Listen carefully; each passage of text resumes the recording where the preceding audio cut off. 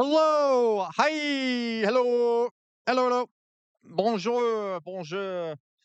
Okay. Hi. Hi. Hi. Hi. All right. Let me see who we got here. Uh, let me see here. Let me see here. I know we got Lowe's over on Twitch. Hello, Lowe's. We got who else we got here? We got Demosthenes. Hey, Demosthenes. And Doug on the left. Hey, Doug on the left. Um, Lee Lane, another original here. Okay, Demosthenes again. Oh, I already sorry, Demosthenes. You already said hi. Victoria, hey, yes, you're allowed to say gang, totally. Alan, we got Alan over on Twitch. Fantastic. Um, Matt Guy, hey, Matt Guy. Thank you, Matt Guy. Thank you. Okay. Michael, hey, Michael, welcome back, Michael. Um, Absolutely, Victoria. No wonder France's national anthem is all about revolution and blood on the streets. They can revolt about anything, and it's beautiful. I totally agree. I wish we had more of that spirit. Matt Saigai, yeah, I'm in a good mood today, Matt Saigai. Great mood. Okay. Uh, let's see here. Trump failed. Great comment there about Marie Antoinette. I'm actually not going to talk much about Marie Antoinette. So Meowsword, I'm actually about to talk about that. Thank you though for reminding me. Um, but Marie Antoinette. Well, she's an interesting character, let's put it that way.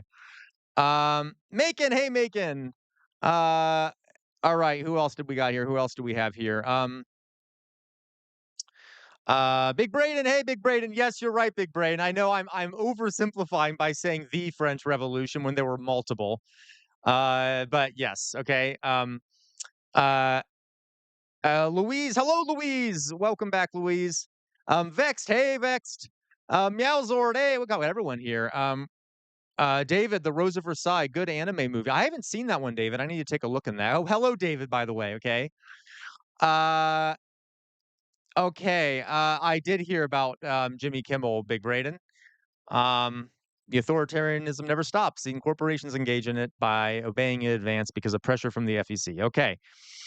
Marky, hey, Marky. Hello. Hello. Okay. Okay. Okay. So we have a few things to talk about.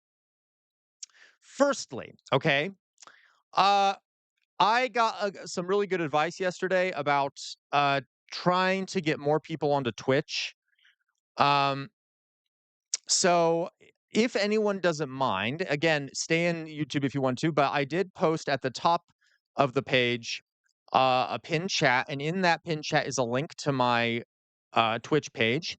So in order to be be a Twitch affiliate, okay, in order to be a Twitch affiliate, I have to have I have to have like an average, I think, of like people watching it on average over 4 streams. Thank you very much. I don't worry. Thank you very much for that.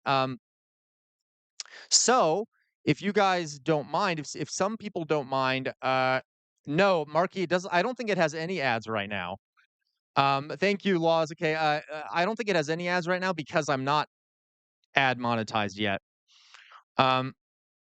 Yeah, oh, no problem, David, and don't worry, guys, I'm still gonna be on YouTube, but, I've just been trying to expand my presence on Twitch a bit.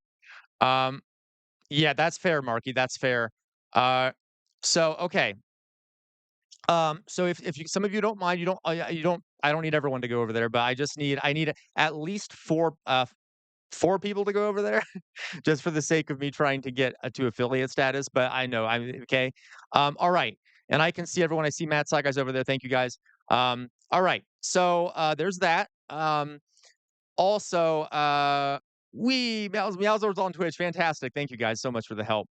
I also, thank you. I was hearing a lot of little, I actually think I have here, um let me so if the next person that follows, yep, see that? I don't know if you can see that on the screen there. There we go. Ooh, now I get this little thing up here. So when people do follow on Twitch or subscribe, this little heart thing comes up here. Um hey, Americans Against Fear. Woot woot. Hello, American Against Fear. Oh wow, guys, a lot of folks on here. Hey, it's Robert. Robert's over on Twitch. Thank you guys so much for helping me out there. Vaporous Orb. We're already getting close to 10. Good, good, good. Okay, so fantastic. All right, guys. So, um, So again, folks, you don't have to switch over to Twitch. I'm just trying right now. I'm just trying to get to basically a monetize fully on Twitch. Okay. So anyway, thank you guys. So we have a lot to talk about today. All right. By the way, we have a goal right now. I still am trying to learn Twitch. Thank you. I don't worry. Thank you very much for subscribing. Okay. So if we get let's fucking go, Alan. Okay. If we by the way, if you do go to Twitch, if you have Amazon Prime, you can subscribe to me for free, and it will thank you. Wow, my God, Jesus, maybe I need to turn off the notifications. This is too popular. Okay, thank you guys. So I need to add more stuff to Twitch, but if you do have Amazon Prime, you can subscribe for free. Okay. Oh my God, you guys. Okay. This is great. Oh, what the hell is that? What is that train? I don't even know. See, I need to learn Twitch. I guess it's like a hype train. Okay. So guys, we are going to we have a lot to talk about today. Um uh we are going to do a talk a little bit about the French Revolution, okay? And then we're going to do some reactions, okay? Um and yeah, okay. Uh so first we're going to talk about the French Revolution. Let's just start it that way, okay? Also, I have yet to figure out um I have yet to figure out how to I still have to look it up how to have like set a goal on Twitch. But if we get like I don't know, uh if we get one super chat, I'm not sure how that would translate on Twitch, but if we get one super chat, I will put on the jester hat. If we get 3 super chats, I will put on the jester collar. If I get 5, I'll put on the makeup, and if we get 10, I will stream for an extra hour, okay? All right, guys, thank you very much for that. So wow, we've set a record there on Twitch. Okay, so let's get into the French Revolution. Now, here's the thing, folks. I love the French Revolution. Uh I have way too many slides in here, and some of them don't have any pictures, and it's just a bunch of text. So, what I've decided to do is because there were exactly big brain, bring out the guillotine. Because there are multiple French revolutions, and it's such a sort of complicated event. Um, Today, I'm just going to be talking about sort of the beginnings of the French Revolution, and then in the future, I will do more streams on like the great the terror. We'll talk a little bit about the terror today, and then the rise of the Napoleon and things like that. But so we're going to split it into parts. I'm not going to do all of it right now, and I'm not going to do it like one after another. But so we're going to start today with like the causes of the French Revolution and sort of the opening phases of it. Okay. All right. Um, so let's get into it. Okay. Uh, all right. So oh, I got to put up the screen here. Now, for those who came in a bit early, you likely got to hear La Marseille playing. So we will I David Leibowitz, fantastic. I do so my yes, it did Vail. It just started. Yes, David, you're right. So my specialty is weird, okay? I started off European and then I moved to American history. So I guess my specialty originally was European and then I moved into American, and there were sort of 2 areas I was looking at. One was fascism, okay? Basically the post World War II fascist diaspora, and then I moved into so that was like sort of my master's kind of thing going on there. And then which kind of got me more interested in America. And then by when I started going for my PhD, I moved into researching systems of social control in the United States. So the history of social control. So kind of a combo thing there. Um, yeah, okay, David, you're right. I do have more of a blind spot on like the East. I do know quite a bit about Japan. I know quite a bit about the East actually. But I haven't really talked much about it yet because most people I understandably have been requesting things like Japan, Europe, and stuff like that in America. But I could absolutely could do some more on the East as well. Um, yeah. David, how dare you? Okay, no, I'm joking, but so I'm Foucault is useful in some ways, okay? But at the same time, I'm not a big fan, but yes, he is interesting. Let's put it that way, okay? All right. Holy hell, I don't know what's happening over there, but it's amazing, okay? Jesus Christ. Okay, so uh All right. So this is what we're gonna do. Let's talk a little bit about the French Revolution. Uh, so, uh, oh wow, thank you guys. You know what? That'll count. How about we count that? You know, I'll just put on the hat. Okay, we'll count that as a hat. I'm still trying to learn Twitch a bit, but I'll count that as a hat. Um,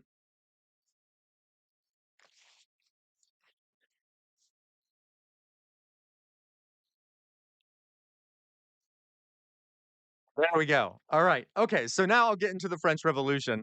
I'll get into the French Revolution. So, there were multiple French revolutions. Okay. There were multiple French revolutions. We're talking about the first one, which is what most people think of. Thank you guys so much for the subs and stuff. Okay. But because there's so much here, there are things I might not talk about as much.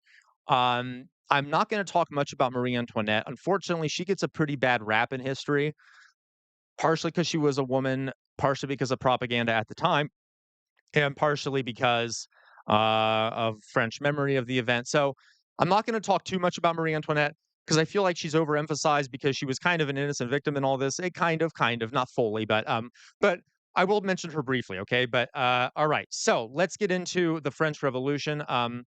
This image, by the way, is not from the first French Revolution. This is from a later one, but I still like this image. This is Lady Liberty leading the French people towards victory. Okay. Hey Macy, how you doing, Macy? Okay. Um, all right. Yeah, isn't it a very sick top hat right here? Okay, so let's get into it. All right. So for us to understand, and folks, as we're doing this, okay, try to think about try to think about how the situation in France mirrors our own situation, okay? Because I think about the French Revolution a lot. The French Revolution is my Roman Empire, okay? In a lot of ways. I think about it a lot. Um, uh, Interesting. I have to look into that, David. So, and feel free to make comments as we're doing this about what you see that's similar, okay? So, to understand why the French Revolution happened, okay, we have to learn about the Ancien Regime, okay, which I can't speak French very well. I used to be able to read it a little bit, but I definitely can't anymore. Um, the old regime. So what France was like before the revolution. So it had a socio-political system which was very similar to most of Europe at the time, okay? Countries were ruled by absolutism, so you had a monarch who typically had absolute power. Basically all the powers of the state were in this one person, okay? Um, King Louis XVI famously said, "C'est le moi," I am the state. Okay, so hello, Dally Boy. Okay, so the idea here being that the monarch had almost infinite power over the government. Okay, and there were two classes of people in France. There were the unprivileged classes or unprivileged people who paid taxes and were treated pretty badly. And then you had the privileged people who did not pay any taxes and were treated well. Okay. And it's more complicated than that, but I'll show you here in a minute what I mean by that. All right. So, this page is irrelevant. So, this is how it was divided. Okay. Okay. So, this is how the society was under the old regime. All right. There were three estates. Okay. They were called the three estates. The first estate. Right, shocking, Alan, right? That the rich were evading taxes. Oh, it gets worse, Alan. It gets worse. Okay. So the first estate is the tippy top of this pyramid here. And if you guys don't mind for a second, I'm going to turn off the chat so that you can see this better. Oh, okay. And maybe I'll make my face a little smaller here so you can see it better. Okay. At the top here of this pyramid is the first estate. The first estate. And that was the clergy. So priests, bishops, monsignors, archbishops, etc. Okay, and it was about in France. It was one of the privileged classes, so they didn't have to pay taxes. They were treated very well. They could collect taxes on peasants that lived on their land and stuff. And only about 100,000 people, 115,000 people were in that caste, okay, and it was considered that estate, and that was like the highest estate in the country. The second estate was the nobility. And they were also a privileged class, all right? They were the landed aristocracy. They were the warriors. Yeah, right, Dolly Boy. No wonder they wanted that. Okay. Uh, yep, yep. You're right. You're right, Macy. You're absolutely right about the Catholic Church there. Okay. And so this second estate, even though it was below the clergy, all it was still very powerful. Okay, they were about equal in power. The clergy were at the top, but they were still had a lot of power. I mean, the nobility had a lot of the power. Okay. So there were only about 350,000. Uh, absolutely, Alan. Yes. The nobility, the first estate, the clergy were essentially nobles also. They owned land. Okay. They could collect taxes. I wouldn't say it was a theocracy quite, but it was definitely major blending of church and state going on. I guess it was semi a theocracy. Okay. Um, so the second estate only had 350,000 people in it. Okay. So first estate, the clergy, only about 100,000 people. Second estate, about 300,000 people. And then we get to the third estate. And the third estate was everyone else in the country. Everyone else. Everyone else. And this was the unprivileged class, okay?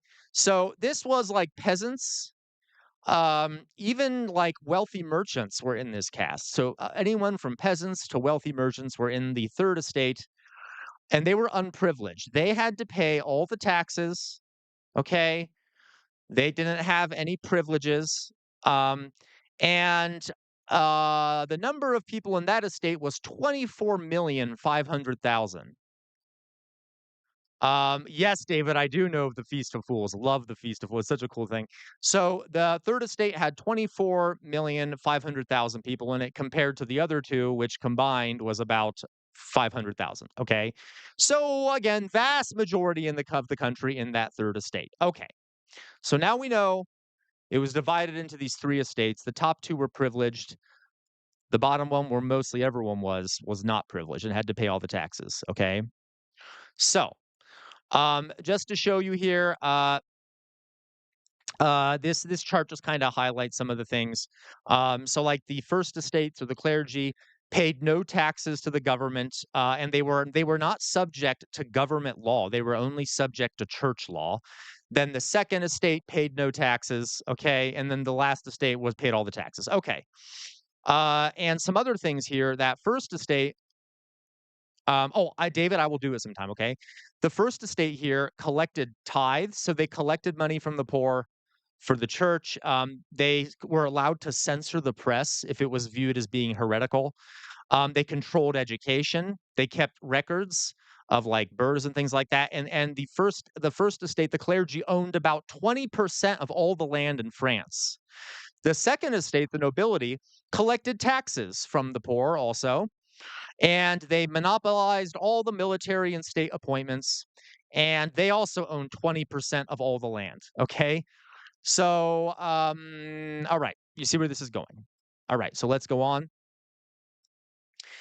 The economic conditions in France were not great. Okay. Again, are we starting to notice some similarities here? Some similarities. Okay. France's economy was largely based off agriculture, and the peasants who did this agriculture were the ones who bore most of the burden of taxation. Okay, they were the ones who were mainly taxed. And poor harvest. If there were there was a poor farm harvest, the peasants had trouble paying their taxes, and they would often starve if they paid their taxes, or they would go into debt trying to pay their taxes. Okay, um, and they definitely at this point could not afford to have their taxes raised because they were already living a precarious existence. Okay. Now, the bourgeoisie, so the growing merchant class, uh, uh, managed to gather some wealth, but they were upset that they had to pay taxes while the nobles did not. Okay. So we get that. Um, Here's an image of some French peasants. You can see pretty simple life going on here. Okay. Simple clothing, working in a field. Um, Pizza, yes, you're right. They also wouldn't allow the lower classes to farm potatoes. You're right. Okay. Um, they had a bunch of weird restrictions on things and exceptions and things like that. Here's another image of the peasants in France. You can see here, this is a lot of folks kind of gathered around trying to get food because food was scarce a lot of the time. And and it was hey Vale, hello Vale. It was not great, okay? And there were lots of food shortages. The poor, so that lower the third estate, the majority of the population was not doing well. Okay, except for the bourgeois, but they were struggling a bit too. On the other hand, then so imagine if you're a poor peasant in France, all right, and you see things like this amongst the second estate and the first estate. Okay, this was a classic hairdo for the nobility at the time, women at the time.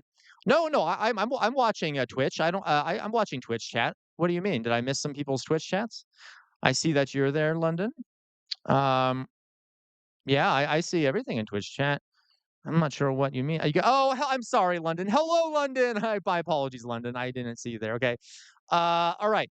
So here we got. There were very, very exuberant hair styles. Yes, bourgeoisie. Exactly. Okay. The bourgeois. Okay. Anyway, so bourgeois. Um, so the some extravagant hairstyles that were popular at the time. Okay. Yeah. Okay. And they lived in extreme luxury. Right, Vale? You're right. Okay. Like, look at this shit right here. Right, London? Like, very, very good. Okay. Look at this shit. Okay. All this crap they have, all these beautiful clothing. Um, we got all these lovely vases and shit all around here. They're doing pretty well compared to the first two. And remember, yeah, you're seeing it, David. You're seeing it. Okay, I'm glad a lot of you appear to be seeing the similarities here. Okay, everyone else was suffering. The majority of the population was suffering, and the rich were living at an absolute luxury. Oftentimes not having to do much except collect taxes. Okay, all right. Here is a political cartoon from the time. Political cartoon. What do we think this says about the conditions in France under the old regime? So right here you have a priest and a noble. All right, a priest and a noble on top of a rock, standing on top of the third estate. Okay, I think we get the message, right? This was a very popular image from the time. In their opulence and their power, they are just crushing the rest of the country. Okay. Um, and it was pretty damn obvious to the people that lived in France at the time. Okay. So yeah. Now then, let's talk a little bit more. And again, folks, as you know, I'm giving you context here. I know sometimes it can be boring to listen to context. I hope it's not, but I promise it gets interesting here. Okay. Government under the old regime. So how was the government functioning at this time? So again, there was a monarch. It was King Louis the 16th. Here he is on the right. Look, thank you. I'm glad you like context. Uh, yeah, you're right. Absolutely, pizza. You're right. Okay. About the pretending to be a yeah, okay. And holy while you smile down on the starving lower classes, 100. Yeah, you know, Mauser, you're not wrong. Okay, it was basically welfare for the rich and the nobility and the clergy. Okay. So here we have King Louis the 16th, who is the leader at the time. He was kind of an odd guy. He had a lot of issues. He had trouble with lots of things. Okay. Um, and he was kind of in the wrong place at the wrong time in a lot of ways, but he was also still a monarch. He was not a pleasant guy. You'll notice, look at the opulence here. Okay. If you see down here, he's actually wearing high heels, which goes to show you that gender norms change over time because it was very common for, yeah, absolutely, David. This is the guy. Yeah, this is the guy who took Marie Antoinette to be his wife. Yes. And, uh, yeah, yeah, so David, admittedly, he was not a very good-looking man, but yes, okay. Okay. So, you see he has high heels on because this is right, exactly, Meowzord. Right, Prager, you would like to have a word with this alpha male, okay? Yeah, because remember, folks, gender standards change over time, beauty standards change over time. There's no such thing as a set gender rule, set a standard of what's masculine, what's feminine. You can see here, he also is wearing tights, okay, tights. and showing off them legs. Okay, look at that. Look at them hamstrings right there. Okay. Okay. So again, femininity and masculinity change over time. Okay. Um, uh, yeah, Dave.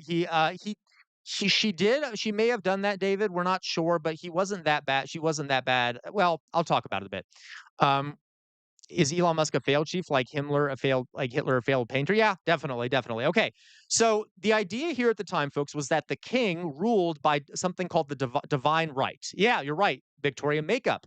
Makeup men the upper classes wore makeup, okay? Especially the men and the women. So the idea here was something called the divine right of kings. You were a king. The idea here was that you are a king because God made you king. Okay. What does that mean? That means that you cannot, if you question the king, you're questioning God, which is a no-no. So it was blasphemy to even question what the king was doing because he is appointed by God. And remember what I said, the clergy could censor the press if they saw blasphemy. So yeah, okay. It got to the point where hello, Drusilla. It got to the point where there were even a bunch of myths and legends amongst the lower classes about that King Louis could actually heal people of illnesses by just touching them. Like there was a lot of mythical spiritual stuff around the king. Um, and yeah, okay. But we can already see that this might cause some issues. If you can't criticize the king because it's viewed as blasphemy, uh-oh, okay. All right. So now we've heard about that. So what did the king do? The king did everything. I'm not even going to go through these, okay? He made all the laws. Literally, he made all the laws. There was no like body that did that for him. Um, he just would touch them, Macy. Yeah, he would actually deprive them of the food with vitamins. He made decisions regarding war and peace. He controlled the military. He appointed the people who would collect his taxes. And as a matter of fact, the people that he appointed to collect taxes for him were tax farmers. They were told to provide to him a certain amount of taxes, and he could then collect anything over that amount for himself. The tax farmers could. So what would they do? They would double, triple the amount of taxes that had to be paid, and then they would give the part of the taxes that was owed to Louis, and then they would keep the rest. Big problem. Okay. Um, he levied all the taxes and he could imprison anyone at any time for any reason. He could even issue warrants that were blank. He could just issue a warrant that said, throw this person in prison and leave Y blank, and he could still do it. Absolutely, Joshua. Absolutely. And the American Revolution influenced us. Okay. You're right. It's very good to be the king. Okay. He could do whatever the hell he wanted, essentially. All right. Another problem here that might sound familiar to all of you. King Louis and his predecessors, I don't want to put all the blame on King Louis here. His predecessors had done this too, lavished money on himself and palaces like Versailles, which I'm going to show you some images are of. Okay. His wife, Marie Antoinette, she was kind of innocent in a lot of this, but because she was a woman, there was a lot of negative press about her being a wasteful spender and spending a lot on extravagant dress and things like that. Yeah, she did, but that was just a common thing at the time.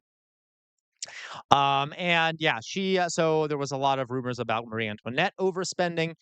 And the government also had majorly depleted its funds, aiding the Americans during the American Revolution. For many of you may have known from your history classes that without the French, we may not have won the American Revolution.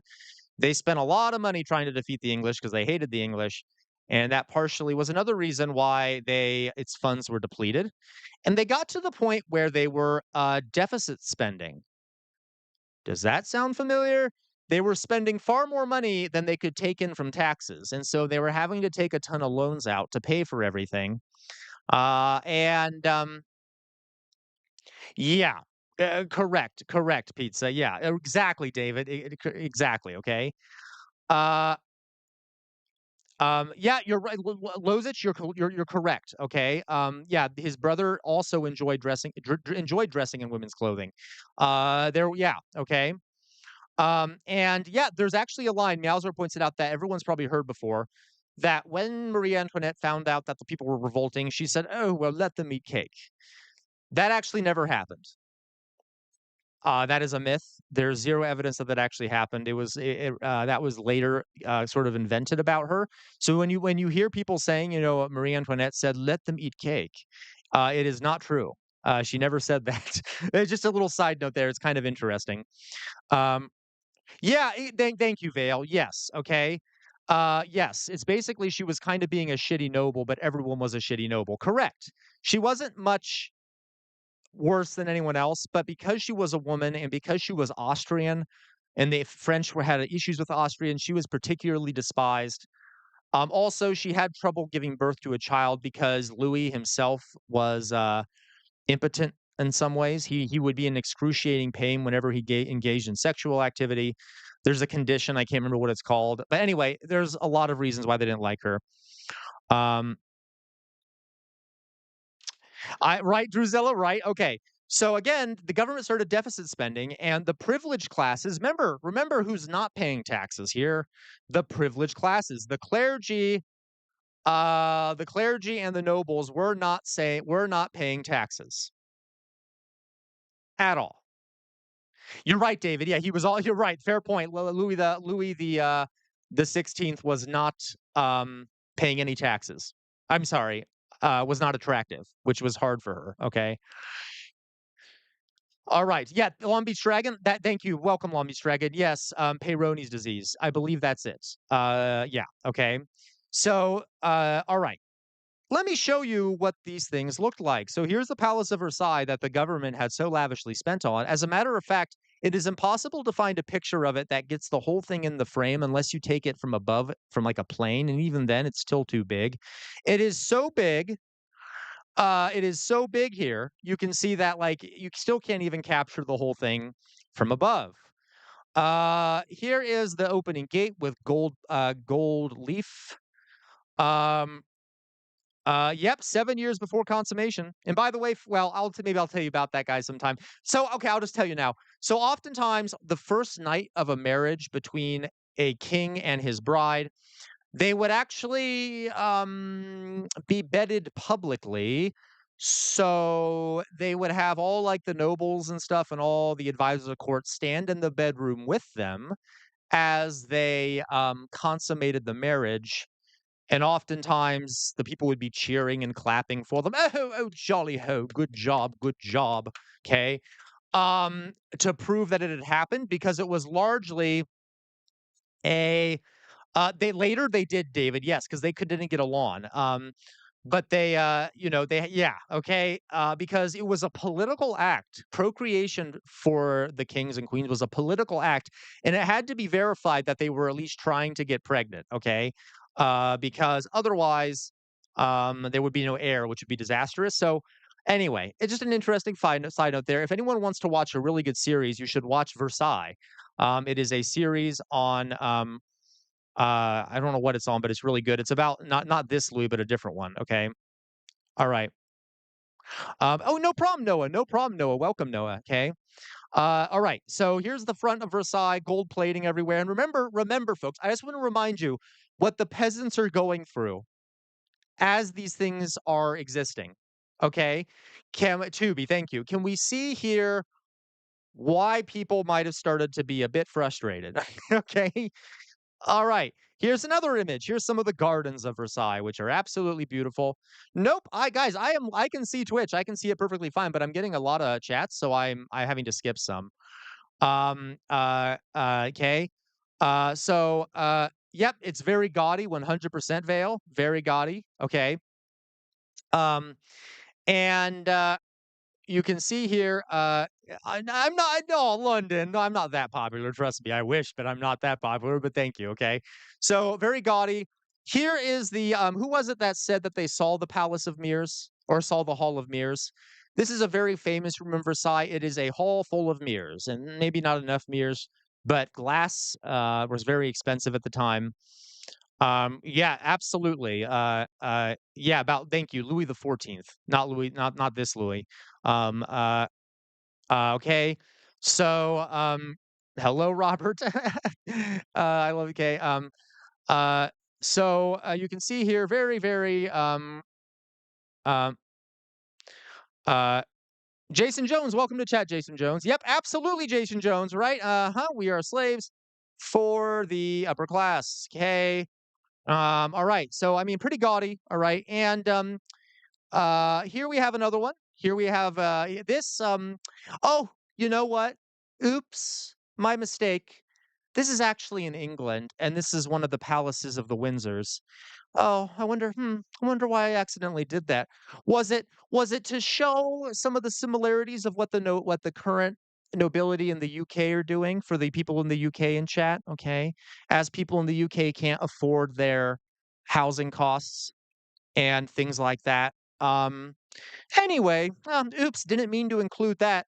I see absolutely no relationship between what happened in France and some of the things that happen in the UK. So let's go on to another picture of Versailles. Oh, oops. Uh, oh, well, sorry, I must have thought that was a picture of Versailles. I must have thought, my mistake, my mistake. Okay.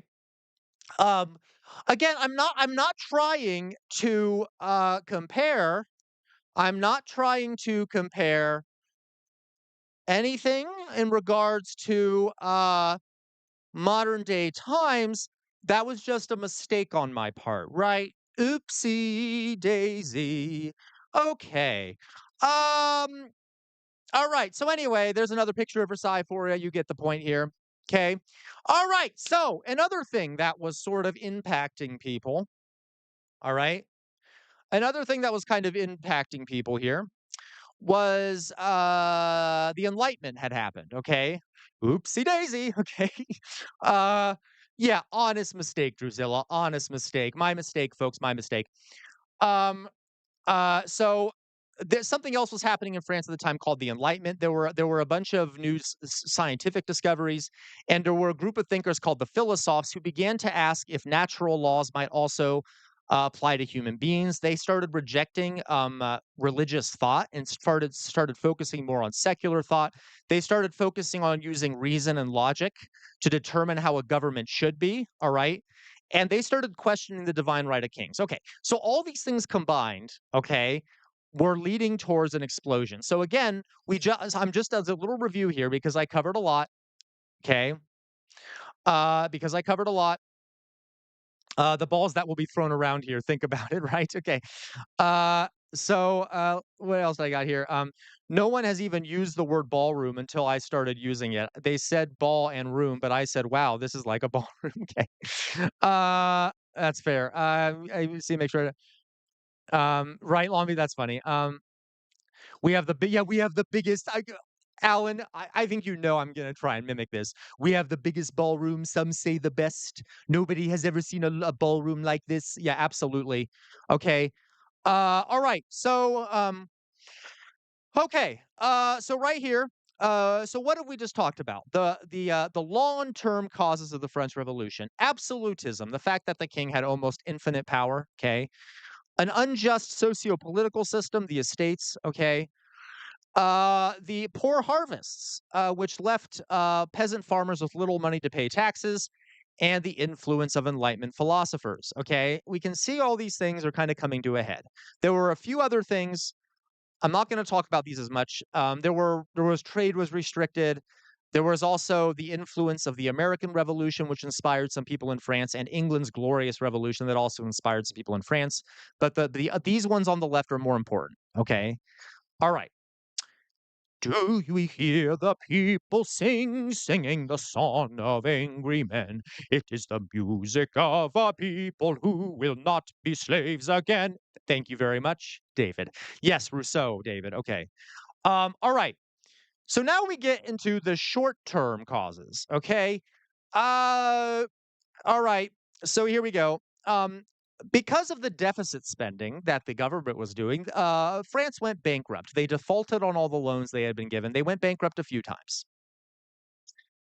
Uh, and the financial ministers were like, we need more income, or we need to do something to get more income, and we should probably tax the rich. Shocking, right? They're the ones that have the money. We should tax them. Well, King Louis, because of the privileges of the rich and the powerful, assembled together a group called the Assembly of Nobility, of the Notables, and he asked them to vote on whether they should tax themselves. And what do you think they said? That would be no. Okay. So, no, we're not going to tax ourselves. So, they had no way to get any more income. Okay. Then something else happened. There was a famine, a massive famine, one of the worst famines in modern French history. And then hungry, impoverished peasants, fearing that these nobles were seeking greater privileges, started attacking nobles and rising up across the country. They were starving, their taxes were too high. France had gone bankrupt. The wealth of the nobility was out of control, and the peasants started getting very angry. I wonder why. And they started attacking nobility and burning down farms and things like that around 1789. And this was called the Great Fear because, like I said, people were literally starving to death because of the famine. All right. Uh, okay. So this is what ends up happening. Okay. What ends up happening here, and again, folks, bear with me here. Okay. Louis was like, "Well, shit. There's no solution I can come up with, and people are revolting. So let's have an Estates General." And an Estates General is where you call together all the estates and they meet and they advise the king on what to do. Okay. And the Estates General hadn't met since 1614 because the king was ruling as an absolute monarch. But he called them together. All right. And this is where the shit hits the fan. All right. Because let me explain something to you folks. And remember, think of our own political system here. Here's an image of the Estates General when they were meeting. Okay. The three estates. And here's how this worked. Okay. Remember, I said that there were three different estates, three different estates. Voting was conducted by each estate as a whole. So the first estate, the clergy, had one vote. The nobility had one vote. And the third estate had only one vote. Do we see an issue with this? Given that the third estate was 98% of the population and all of them combined only had one vote. All right. Very democratic, right, London? Okay. So what do we think happened?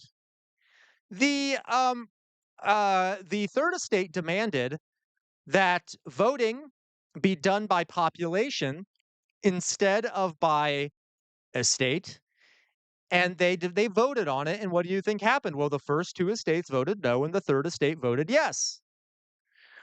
Um, and the result of this was that no one could decide on anything.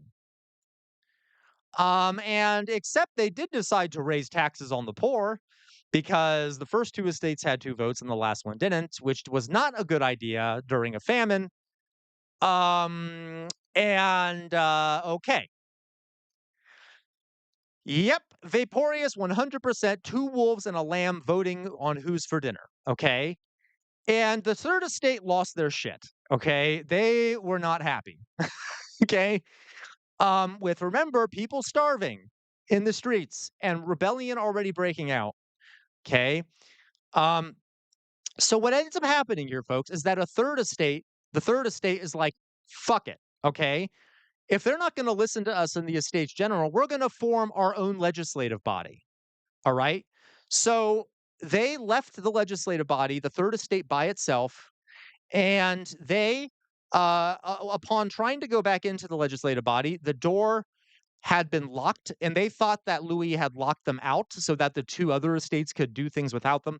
I don't want to get much into the details here. Regardless, what they ended up doing, okay, Louis did, in fact, it's thought that he did lock them out of the meeting because he viewed them as rebellious because they had left. We're not quite sure if he did.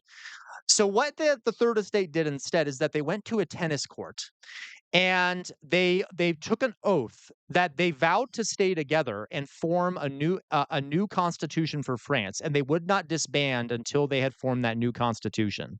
Okay, all right.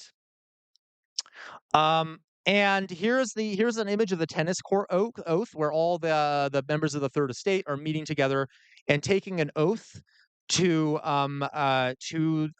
stay there until they have a new fairer constitution for France. And by the way, there were even some clergy there who left the second estate and went because they wanted to be with the third estate. So not all the people of the upper classes were bad, most were. But again, they took this oath and they formed. So this is what they said in the oath.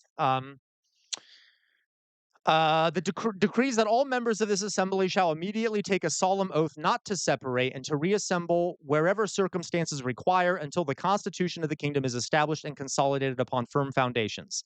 And that the said oath taken, all members and each one of them individually shall ratify this steadfast resolution by signature. Okay, etc. And they basically formed what they called a new legislative body for France called the National Assembly. I know, London. Yeah, because they took it on a tennis court. But I know what you mean. It's kind of funny, okay? Yeah, Vale. There were a lot of there were actually about 100 to 200 clergy who broke off with the other two estates and joined with the third estate. Not all the clergy were rich. A lot of them were poor by choice because they wanted to be like Jesus. And so some of the clergy actually did side with the third estate. And there were like a couple nobles, but not many. All right. So they formed their own legislative body. Now, remember what I've said before, folks. For a revolution to be successful, what do you need? You need parallel government institutions or bodies. This is that. Okay, they formed a parallel institution to mirror the established government. Okay, all right. So now then, now that we know what's happening, okay, like I said, I'm not going to go through the whole French Revolution this time around. And because it's very complicated and very chaotic in a lot of ways, I'm going to talk a little more. I just wanted to show you here that over the next few years, the government changed multiple times. I'm only going to talk up to a certain point, and then I'll do the rest of it another time. But right now, we're in the National Assembly phase, and then we'll be in the Legislative Assembly phase. Okay. So, all right. So this is what ended up happening. As the National Assembly tried to make a new constitution, Louis XVI was like, "Oh no no no no no no no no no no! I am the absolute monarch. I am the state. I am the ruler. You cannot do that." So he started planning to use military force to put down the National Assembly. Okay. And when the people of Paris heard about this, they were already starving. They were radicalized. They were very angry. When they heard that the Louis was trying to put down the assembly that was representing them, they took up arms and they stormed a prison that was holding political prisoners in Paris called the Bastille. Okay, it was pretty badass. Okay, yeah, the radical left, radical left. Okay, um, okay, and yep, 100% Drusilla. That is Bastille Day. It is still celebrated in France today. It's sort of a mark of independence. It celebrates the beginning of sort of the French Revolution here. This was sort of marked the beginning of the official French Revolution with the storming of the Bastille by the people of Paris. They even brought a cannon, okay, to help with it. They stormed the Bastille. They got a bunch of weapons out of the Bastille and they freed a bunch of political prisoners. Um, and they turned their arms against the king and his men. Okay. And pretty badass, okay, in defense of the National Assembly. They're this new body that was formed, okay? And, as this happened, uh, the Paris set up its own government called a commune, of the people of France, okay? Um, and by the way, folks, the reason why we have the phrases left and right was because of the French Revolution. So in the National Assembly and in the legislative body, the people who were against the monarchy and who were more radical sat on the left side of the legislative body, and the people who were more moderate and somewhat supportive of a monarchy sat on the right side. That is literally where we get the idea of left and right. Okay. Just a side note there. I saw Oz made that comment about radical left, okay, or about left. The left here, that we that is where we got this was because of the French Revolution. The left being the people supporting an overthrow of the monarchy, the right being people who supported the monarchy and wanted moderate change. Okay. Anyway, um, so the Parisians organized a commune, so they set up their own government in Paris, and the uprising began spreading throughout France. Nobles were attacked. The people who were rising up, the peasants, everyone else, started burning all the records of owed taxes and debts of feudal dues. Okay. Many nobles started fleeing the country. They became known as emigres. A lot of them fled to the UK, to Britain at the time, to free persecution, as they called it. Okay, and Louis the 16th, as sort of an offering because he was losing control of the situation, decided to change the flag of France to the tricolor flag, which is this one right here. Okay, which is the modern day color of France. Don't ask me what it means. I don't really remember. I think the one on the right means the blood of people who have sacrificed themselves for France. The one in the middle is like represents the monarchy or French history, and the blue one represents liberty or something like that. I can't quite remember. But this is the modern flag of France, which Louis tepidly accepted. Yeah, he very quickly lost control for sure. Okay, and it gets worse, folks. It gets worse because Louis started sort of trying to convince foreign countries to intervene in France militarily. And Macy, that's very possible. I may have gotten it wrong. Thank you. Okay, so Macy says thought white was liberty and blue was loyalty. That's very possible, Macy. I couldn't quite remember. Um, so he started trying to convince foreign countries to invade France to help put down the peasants and the revolters. And the Paris Commune got very upset. Uh, and what was that? Whoever did that, thank you. Whoever, I'm not sure what that was. Thank you. Hello, Maxon. Hello, Maxon. He when they found out about this, a group of women. This is one of the most badass things I've ever heard of, by the way. Remember our stream on badass women? Okay. Uh, okay. Okay. Uh, thank you, London. Very, very nice. Thank you. Okay. I'm glad. Thank you for telling me. I wasn't sure. Okay. So the the uh the group of women getting very angry because not only were they starving, their children were starving. They felt that they were being left out because as a lot of their husbands were out, burning down. Oz, you're speaking my language. Okay. Um, a lot of their husbands were out burning tax records and stuff. Women were starving and their children were starving, and they now thought that their king was sending troops in to their own country. So a group of women, a large group of women, because at this point Louis is still in Versailles. Okay, they start marching towards Versailles with weapons, a cannon, and they actually had a few guards' heads on pikes. This big group of women started going towards the Palace of Versailles to demand that Louis come to Paris. Okay. Um, and this was how it looked. Is a very famous image from the time. All these women marching to Versailles to seize the king. And they got there, and the king agreed to thank you, Matt Saigai. That gives us three. I will put on the jester hat here. Yeah, the true queens, right, Vale?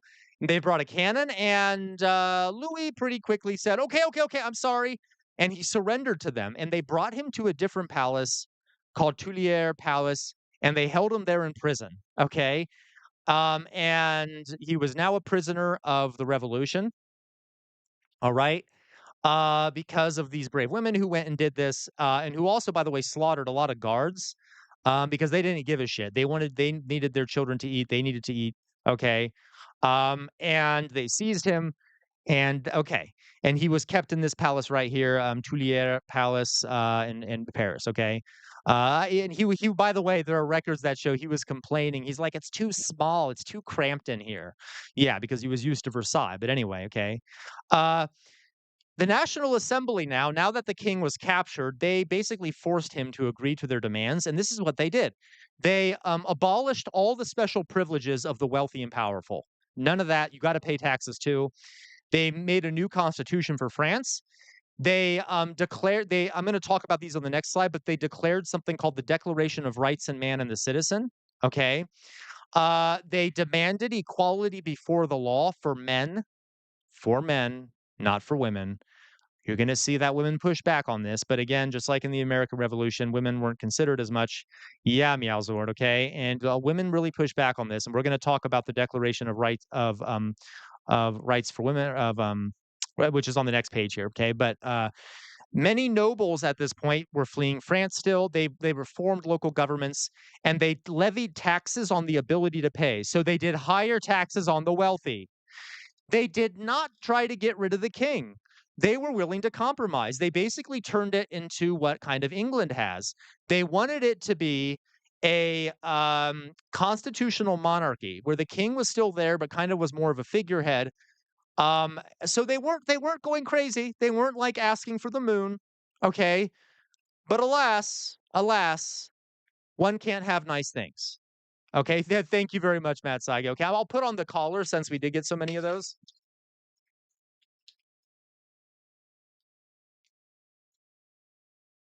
Okay.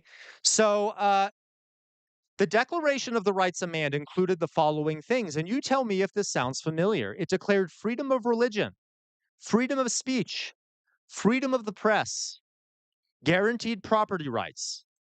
It declared wanting liberty, equality, and fraternity for all. It said that the people have the right to create laws, the king does not, and it demanded that people have a right to a fair trial. Matt Saigai, thank you very much, Matt Saigai. Okay. Some of these things were somewhat copied from the American version, but this one was a bit different. But that's what the Declaration of Rights of Man included.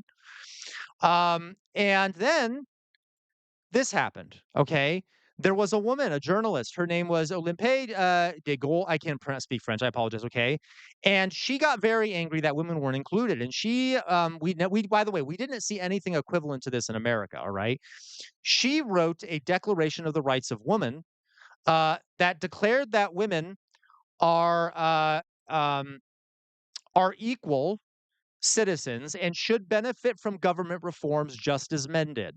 Okay. Um, I don't know why it's kind of there's some weird text on this page. It's hard to see. And she argued this. Madame Jean Roland, okay, actually really helped push for women's rights to be enacted. And her husband, who was heavily involved in the National Assembly, she kind of influenced him to try and uh, enact these reforms.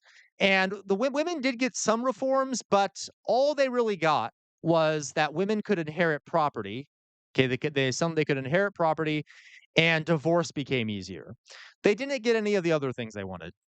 And as a matter of fact, unfortunately, Madame Jean Roland was executed at the guillotine because she was viewed as too much of a rabble rouser because she was a woman rabble rouser. Okay.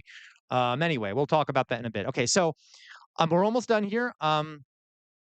Also, they took away all the church's lands in France, seized them, and divided them and sold them to peasants. Badass. Badass. Okay. They required that the clergy be elected by the people. They got rid of all feudal dues and tithes, so no more unfair taxes, and they got rid of all the privileges of the first and second estates. Okay. Um, and this new constitution they had, it included things like a limited monarchy, and feudalism was completely abolished. No more feudalism. It was still a bit undemocratic, though, because you could only vote if you were a taxpayer and a man, etc. Okay, and offices were reserved for property owners. Okay, how's that? Is everyone still with me here? I know I've been rambling for a while. Okay, so okay. Um, Everyone good? There's like no chats coming in, so I'm doing that thing where I'm getting worried. I'm like, is everyone still here? Are they alive? Okay. All right. So I'm almost done. Okay, thank you, Alan. Excellent. So I want to explain something here. So I'm not gonna. Thank you. Excellent. I'm glad you guys are here. Okay. So what ends up happening here, folks, is that foreign countries started invading France, and this really frightened people. Austria invaded France. Other countries started invading France. Thank you, Noah. Thank you. Okay. And in June 1791, the royal family attempted to escape France. They tried to sneak out and they were caught. So again, you have people who are already very angry, who were starving previously, and they were merciful to King Louis, but now he's seen as trying to escape France and go to a foreign countries that were trying to invade France. Okay? And they were caught trying to escape. This means King Louis, his children, and Marie Antoinette. All right. And now we get to something I want a tattoo of, the guillotine. All right. Because as a lot of the revolutionaries started getting terrified as their country was being invaded by other countries, there was still a food shortage. People started getting radicalized even more and more and more. Okay. And let me tell you a little side note here. Let me tell you about the guillotine. So there was a doctor that cut floored me. Veil. Okay. There was a doctor named Dr. Guillotine, that's who it's named after, who invented this machine as a more merciful way to execute people as opposed to using an axe. And he invented this machine called a guillotine, where, as you can see here, a person would lay down upon this platform, right here, lay down on this platform. Their head would be put through this hole here, and a very heavy, sharp blade would come falling down, and chomp, off goes your head. And it was a very efficient method of executing people because you could get through many, many people at a time, just quickly go through them. Their head would then fall into a basket that was located down here. You throw away the head, you bring up the next person, pull up the blade, do it again over and over again. Okay. And after France was invaded and after Louis was caught trying to escape, all these rumors started spreading that the nobility and the clergy were trying to do a counter revolution, trying to put down the revolution, and that there were foreign spies, and that the nobility were working with foreigners to destroy France, and so a bloodbath begins. Okay, uh, European monarchs feared the revolution would spread to other countries, so France was invaded by Austria and Prussia, excuse me. And in this uproar, the Commune took control of Paris. And meanwhile, there was all across Paris, the Commune and radical people called Jacobins started rounding up nobility, rounding up clergy, and taking them to the guillotine and cutting off their heads. Around this time, about thousands of nobles were executed at the guillotine. Every day, there was a long line of people waiting at the guillotine to be executed as more and more were brought in. Um, yeah, yep, it was like a breeze, Joshua. Okay, the guillotine, and they just started chopping off nobles' heads because they ain't got no time for that. Okay, they're like, you've done enough to us. Now you're not all of them were, but they assumed that they were plotting with foreign countries who were now invading France. They were worried about a backlash. They started cutting off the heads. Uh, oh my God, Alan, right? Yeah, okay. Um, that is very cool, Mithril. I love that Mithril. I wish I had that thing, okay? And they started cutting off people's heads, and French Revolution kinda got off the rails here, let me put it that way. What did they do with the heads left over from the guillotine? I honestly, I'm not sure, Matt Syke, I'd have to look into it, okay? And it got to the point, where, um again, I'll go into more of this later, I'll go here, okay, where because Louis had tried to escape, uh, the people of France were fed up, and, might be the catacombs, actually Vaporeous orb, and they put, the Legislative Assembly put Louis XVI on trial, found him guilty of crimes against the French people, and he was beheaded, okay? So they eventually beheaded King Louis. They then beheaded his wife, Marie Antoinette, okay? Uh, and, they didn't kill his son, Louis Charles, but he did end up dying in prison after being tortured. And yeah, and their daughter Marie Theresa was allowed to go to Vienna. So then they started they cut off the king, they cut off the king's head, they cut off Marie Antoinette's head. Everyone started cutting off their heads. And now here's an image of King Louis.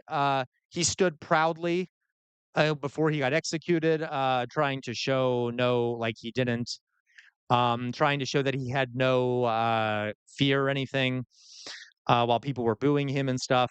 His head was cut off. Who would have thought a king bleeds like anyone else? Okay. And they were popping off. Let's put it this way. Okay. And you can see here guillotine. This is the guillotine in the square before the Hotel de Ville, and this is them literally unloading people. And there were so many people being loaded to have their heads cut off that there was a constant stream of people, and it was like an audience that formed to watch. It was almost like entertainment for all the very angry men and women of Paris, screaming out in joy as the nobility were having their heads cut off. And folks, I am going to pause here, okay? Because I want to point out that this ended up getting out of hand. All right. So I'm going to go back to my face. I will do the rest of this. Uh, so we've started from the beginning of the French Revolution, and now we got to the point where the king has had his head cut off. All right. The next time I do a stream on this, we'll talk about how it got really out of hand. Okay. Because paranoia, something called the Great Fear, started taking place all across France. And basically, anyone who was viewed as being anti revolution or anti France started getting their heads cut off, including Guillotine himself, because he was complaining about how the guillotine was being used. So he ended up having his head cut off by the guillotine, too. And it became a situation where there was a lot of scapegoating and political executions and things like that.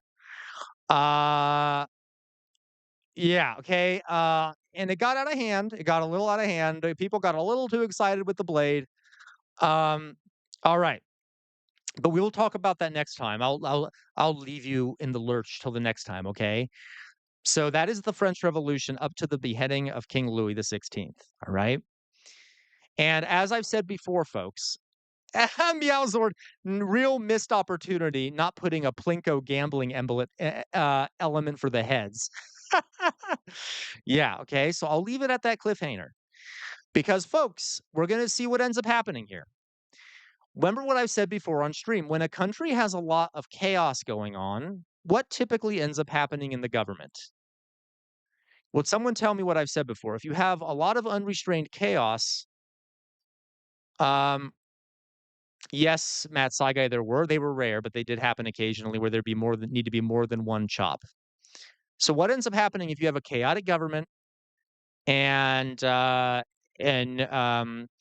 a power vacuum, and who tends to what kind of government tends to take over in those circumstances, Malzord? I want to see if anyone can answer this, okay? If you have a lot of chaos that seems to be uncontrollable, what tends to happen? Alan, you're right. Okay, now I'll rephrase it. So Alan says fascist. So in this case, not fascist, but yeah, authoritarian, a dictator. Okay, and do we know what dictator ended up taking over in France later? I'm sure you all know. You know his name, Napoleon Bonaparte. Okay. So what we're going to see happen in coming streams, not and we'll do this not tomorrow, but like later, else time. We'll talk about the rise of Napoleon and how this the French Revolution got out of hand, and all it was successful, but at the same time, it ended up kind of failing because they ended up being back under a dictatorship, which is why I say a lot of revolutions fail. It's complicated, but we'll get to that. Okay. So there's your cliffhanger, folks, for next time. Okay. All right. All right. And what I'm going to do now, folks, is I've got to use the restroom because all that beheading and stuff it gets me excited, and so I get a little bit needing to urinate. So what I'm going to do is I'm going to use the restroom. And in the meantime, what I want all of you to do is listen to the La Marseillaise, which became the French national anthem during the French Revolution and is currently the French national anthem today. So let me play that for you here while I'm using the restroom. Some of you heard it when you came in, but here we go. And you know what? I'll even put it up on this. No, you just can listen to it. Okay, here we go.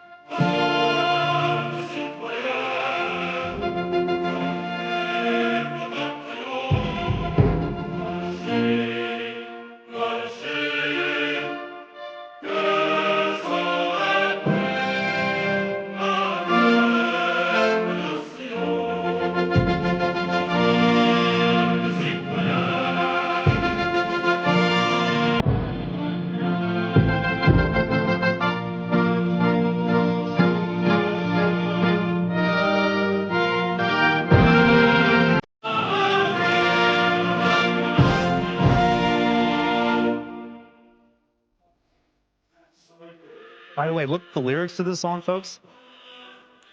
The Alzor, they obviously read it. You know that Alzor. You're messing with me. I agree. Now I will say, folks, look. You know what? Let's look up the lyrics to the song because I think you all will kind of wish that we had this kind of national anthem. It's much bloodier than the American national anthem, but it's kind of badass. Let me read it for you.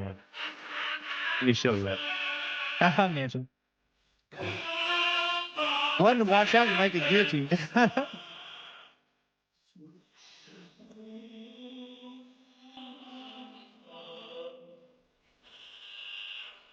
Okay, so lyrics.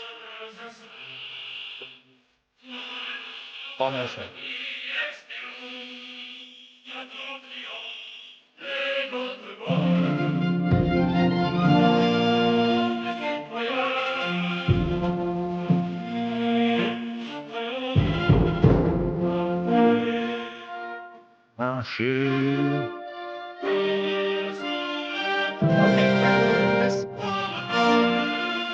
So I'm going to turn the music down a little bit, and then I'm going to read to you the lyrics in English. Okay?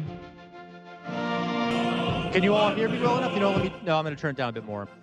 It'll be in the background a bit here. Okay, so here we go. Let me start it over.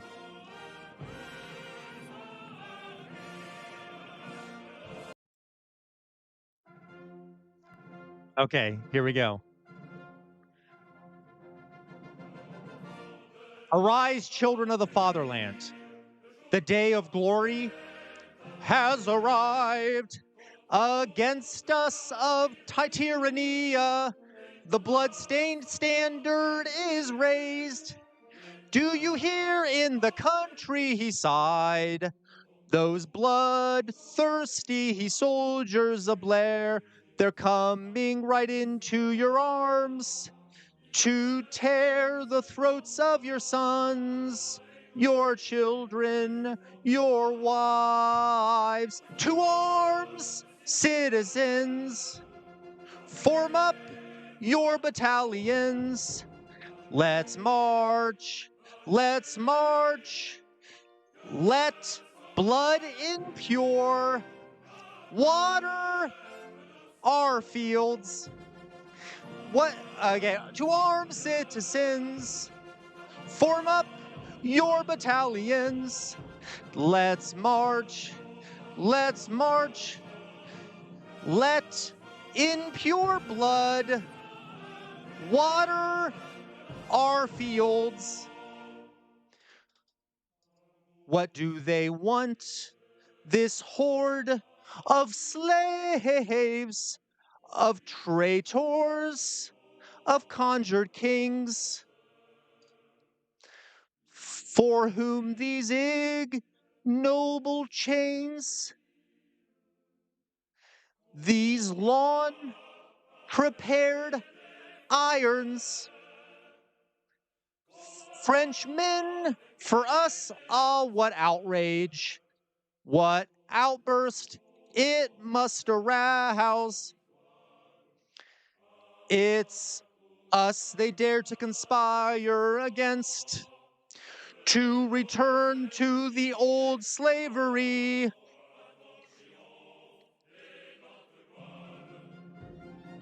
What? Oh, I'm sorry. Okay, to armed citizens. Okay, you guys get the idea here, right? All right. You got to admit, folks, pretty badass song. Yeah, the The pure-blooded, right? We need to water the fields of our crops with the blood of the nobility. Okay. Anyway, so that is our first intro to the French Revolution. Yay! Yay! Yay! Okay. All right, we're done with that. Now what we'll do. Okay. Thank you all for bearing with me. What we're gonna do now, okay, is tomorrow, folks. Tomorrow we are going to have our little I know. How dare you, Mithril? I know. I'm not a very good singer. I was very much struggling with the right veil. Would it be nice if we had that anthem? Okay. Or maybe we can make it, folks. We could make that anthem. Anyway. So badass indeed, right? Okay. So what we're gonna do now is so tomorrow, folks. Tomorrow. Yeah. Yeah, you're right. Hide your kids, hide your wives, hide your husbands. They're fascisting everybody out here, right? Right? Okay. Um, Uh, oh, no, you're totally right, Oz. I love that as well, okay? So what we're gonna do now, folks, tomorrow, right, we're gonna have our biweekly Kahoot competition, okay? So, I don't know why I'm holding my hands like this. Pew, pew, pew, pew. Anyway, uh, okay, so we're gonna have our little okay, we're gonna have our little, thing tomorrow, okay? And so we'll do another little Kahoot competition for because it's Friday. And so what I want to quickly do, because I'm a teacher, is quickly remind everyone what we've talked about. Okay, I promise this will be quick for those especially who weren't here. Oh yeah, I'll put up the screenshot here. Okay, a quick review. This wasn't in the curriculum. Okay, I got you. Okay, quick little review. So remember, folks, we talked about hunter gatherers.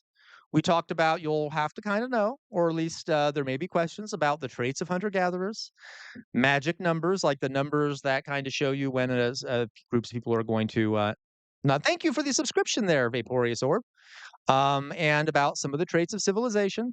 Okay. Um, Jay Shadow's here. I didn't see Jay Shadow. Uh, oh, Jay Shadow, hello. Long time no talk. Anyone else get doxxed to death with death threats for quoting Charlie Kirk? Jay Shadow, I'm so sorry to hear that. I have not, but I suspect that uh yeah, okay. Yeah, I'm sorry to hear that, okay? Thank you guys for all the subscriptions, okay? You know what? Pretty soon here, if we get, like, a couple more, I'll just put on the makeup.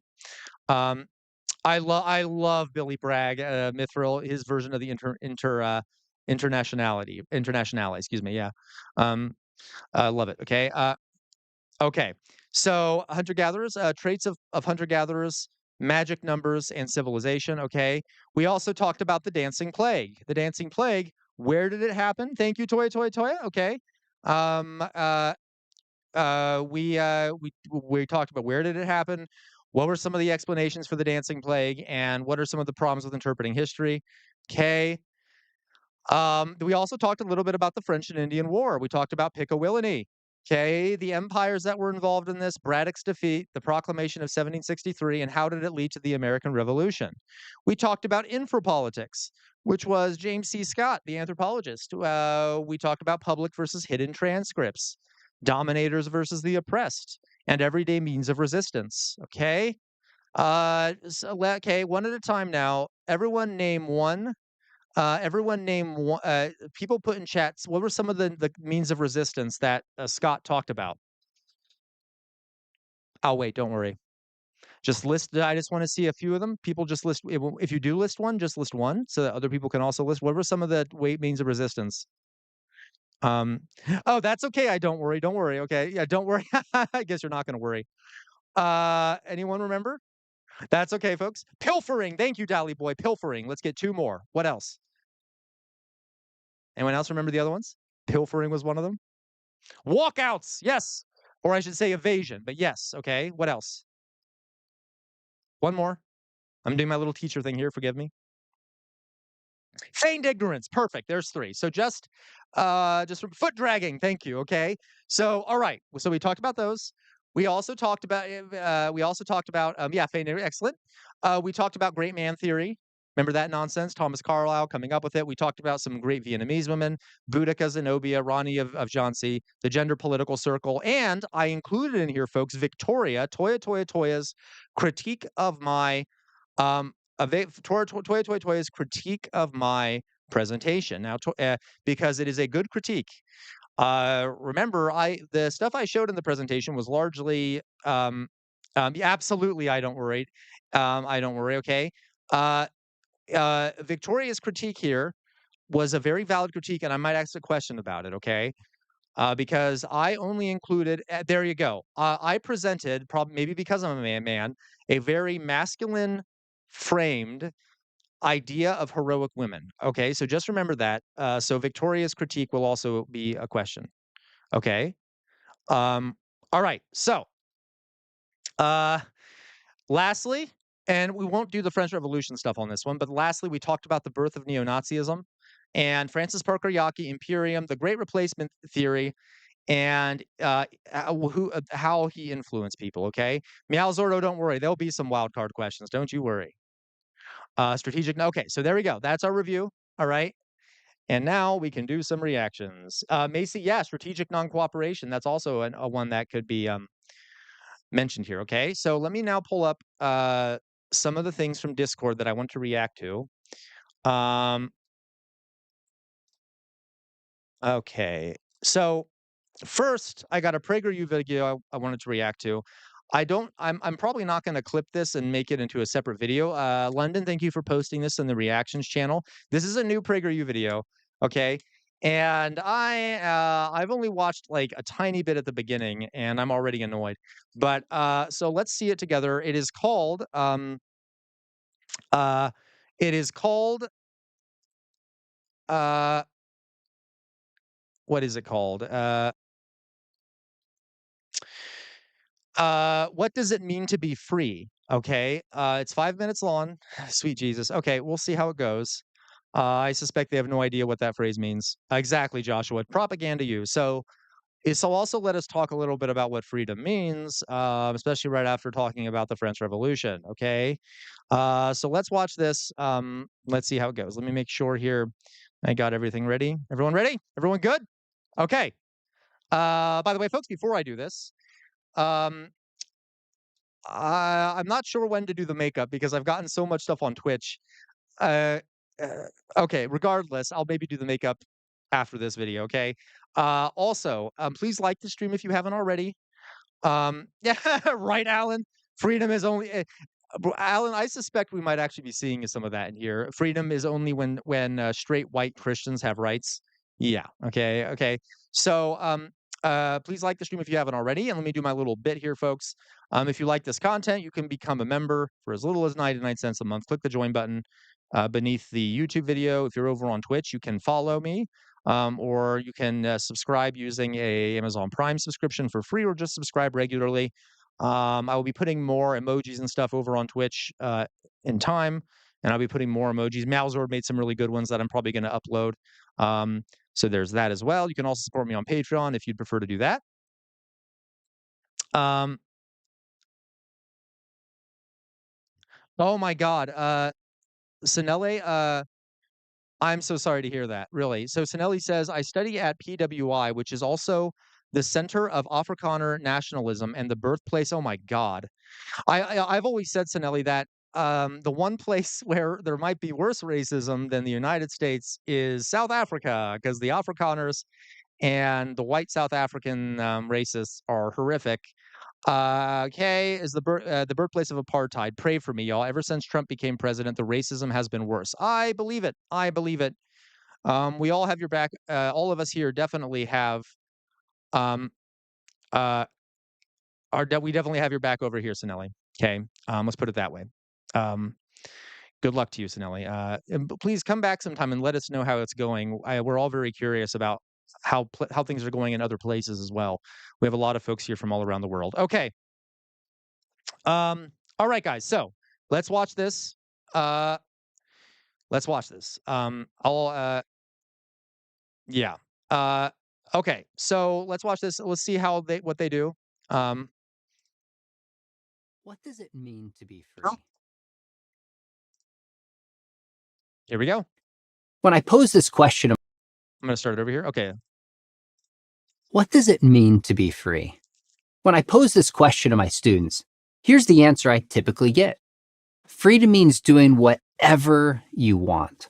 Sometimes they'll ask, Are his students like grade schoolers? Like, I I would actually ask that to high schoolers, and no one really ever said, maybe it happens elsewhere. No one ever said it's when you can do whatever you want. Okay. By the way, why are his eyes, nose, and mouth like all in the center of his face? Do we see this? I'm not trying. Hey, I'm not trying to body shame. I mean, I am body shaming, but I suspect it's going to be worth the time to do that here. Anyway, okay. as long as you don't hurt anyone else. If we look closely at this answer, we will see that this is not freedom at all. Doing Actually is freedom. So if it's you could to do what you want as long as you're not hurting someone else, that's technically the definition of liberty. But okay. I suspect okay. whatever you want, even if you don't hurt someone else, Right, virtually Vale. guarantees that you won't be free. Uh wait a minute. Okay. So he's saying that the freedom to do what you want as long as you're not hurting someone else guarantees that you won't be free? I feel like I'm having a stroke. What okay. It's much more likely that you'll be imprisoned, either by your own desires or someone else's. It doesn't take more than a little Right, Meowzord, but gay marriage hurts my feelings. Yeah, he also has a 5 head. Yeah, too big to be a 4 head. Yep. reflection to realize that doing whatever you want is a bad way to live. Vale, oh my god, you're so right, Vale. I need to make that 1984 emoji that, Meowzord made over on Discord. Yeah, you're like, "Freedom is slavery." Yeah, that's from 1984. What happens if you eat everything you want? You'll get sick, become overweight, and lack energy to do the things that a healthy person can do. Okay, that was, kinda shaming people a bit. By the way, in the United States, there is a correlation between poverty and obesity because, low-income people have trouble affording fresh foods, or they don't have access to them because they live in neighborhoods where there are food deserts that don't have access to healthy food. So, to some extent, he's blaming victims there. All right, I guess so, Mithro doesn't like you pagans, I guess. That makes you Yeah, you'll be sinning too much. less free. What about the 20-something who lives at home and plays video games all day? That might be fun for a while, but for the long term, he's totally dependent on his parents. Is he? I mean, that depends. Okay. Has no freedom. He lacks real meaning and the sense of purpose. Is this just me? Does this sound like super authoritarian? Like a lot like what was it that Vale said? It kind of like a 1984 vibe, like he lacks true freedom and a sense of purpose. Like it sounds like something Big Brother would say, or like some authoritarian leader. Okay, good, Vale. I'm not the only one. It comes from work and ambition. And he's not exactly making himself a compelling candidate for the opposite sex. Okay, this goes back to what Alan said. Okay, men, right? Has to be white men. Well, who knows? Maybe the kid who is playing the video games likes men too, right? I mean, maybe he doesn't like the opposite sex. I mean, maybe anyway, okay, I just whatever. One day he wakes up and he's 30.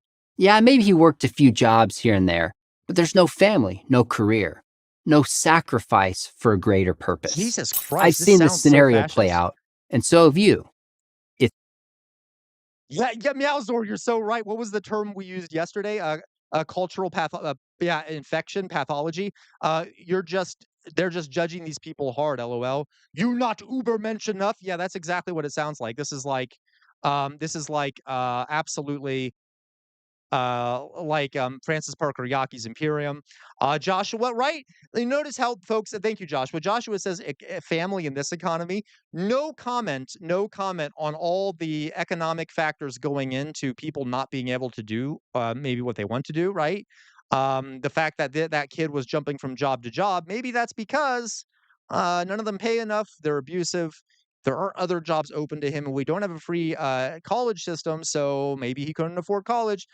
Maybe he is deep in despair. Um, uh, Maybe he is deep in despair. But we don't know. Um, oh, I know. Lozage. These are absolutely bollocks. Okay, absolutely bollocks. It's not pretty. And is freedom really living without boundaries? Which is better? Banging on Right. piano keys or following an instructor who teaches you to play the piano correctly? The answer I love that. I love that. Again, so authoritarian. But don't you need an authority figure? You need an authority figure there. Yeah, right, Jay Shadow. Like very authoritarian. Yeah, you're right. Oh my God, Jay Shadow, I love that. Starts with what is freedom, then less than a few minutes later, he sounds pretty authoritarian and judgmental about others. I will say, folks, I'm surprised they haven't talked about like the Bible or something. I just suspect that I don't know. That's good at least. At least they're not bringing the Christian nationalism into it yet. Okay.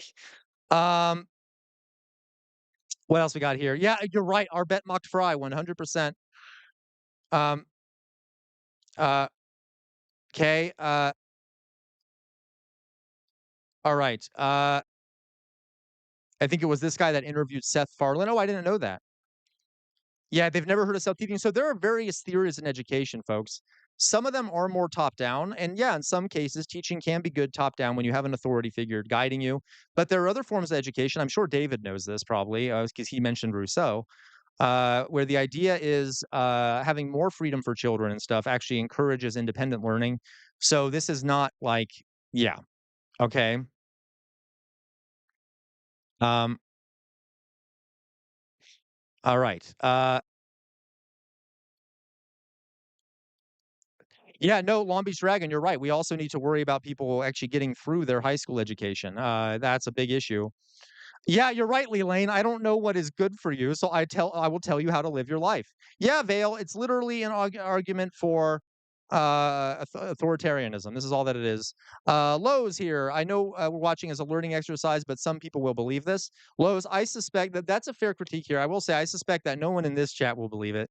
Um, and by the way, I will say this too, Lowe's. This stuff is being pushed by Trump to be is actually being taught in schools. So people will see it in schools regardless, which is why I watch it because someone needs to dismantle it because they're going to hear it whether I dismantle it or not. But I see what you're saying, Lowe's. I do. Okay. Meowzord, London spoiled that part. What part? Don't spoil it. Whatever it is. Okay, I guess I don't wanna know.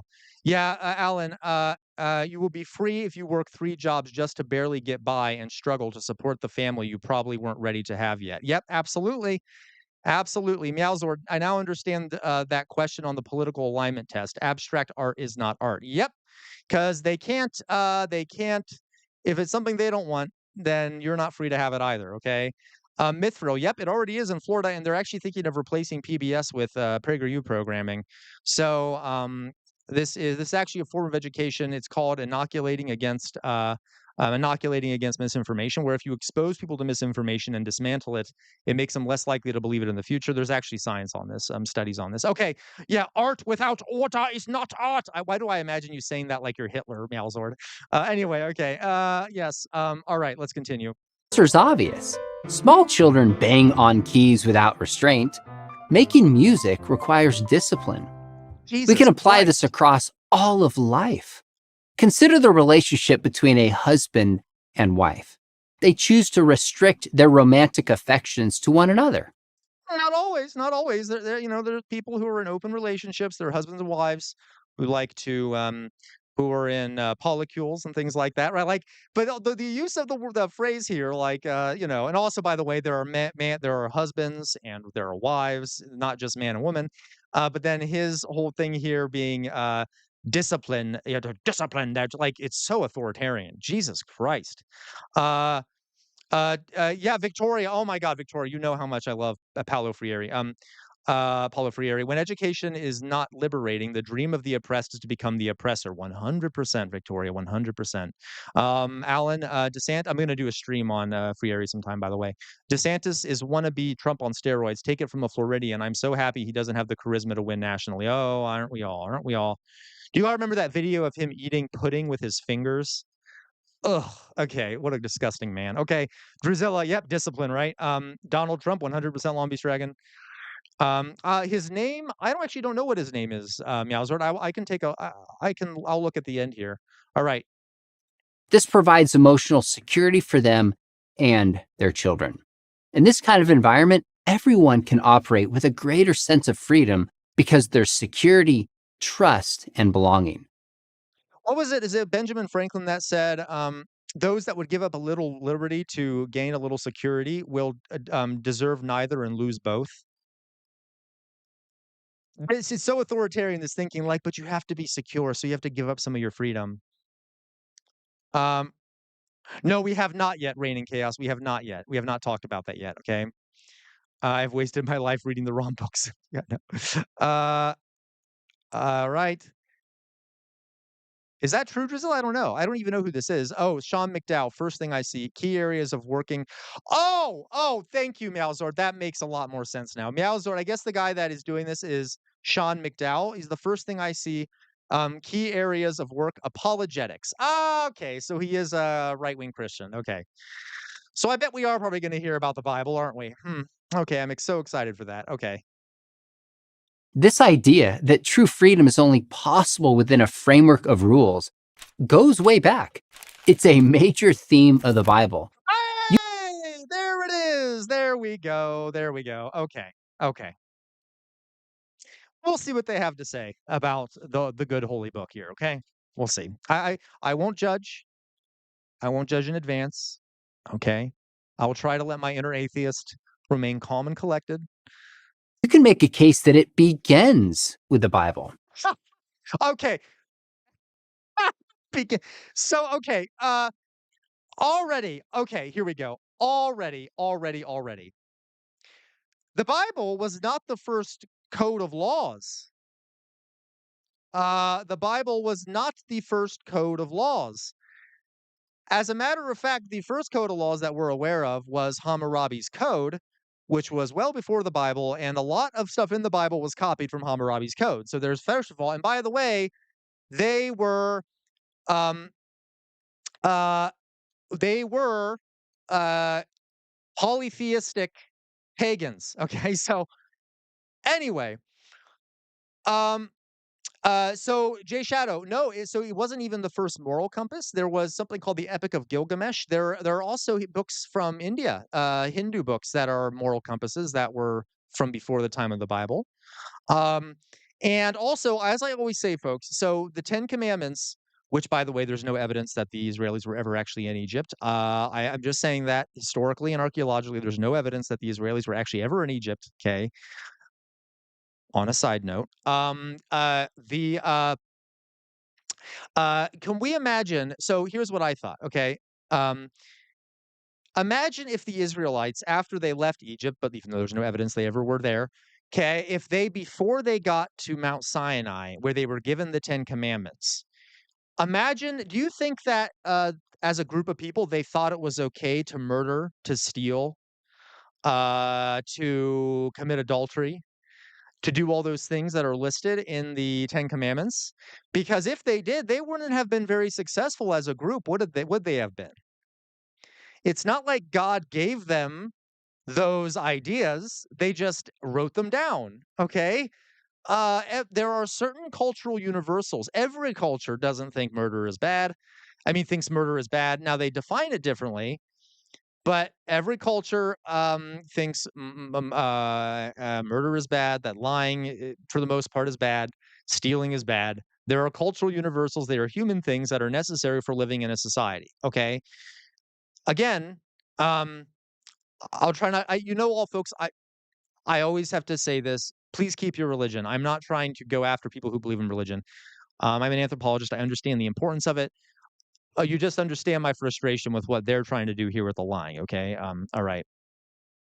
It's easy to forget that in the Exodus narrative, God liberated the Israelites from Egypt, not so that they could do whatever they wanted, but so that they would be free to worship him. Oh my God, that's so authoritarian. It's what is it that Christopher Hitchens said? By the way, there were some issues with Christopher Hitchens, big issues. He was very, very, very Islamophobic.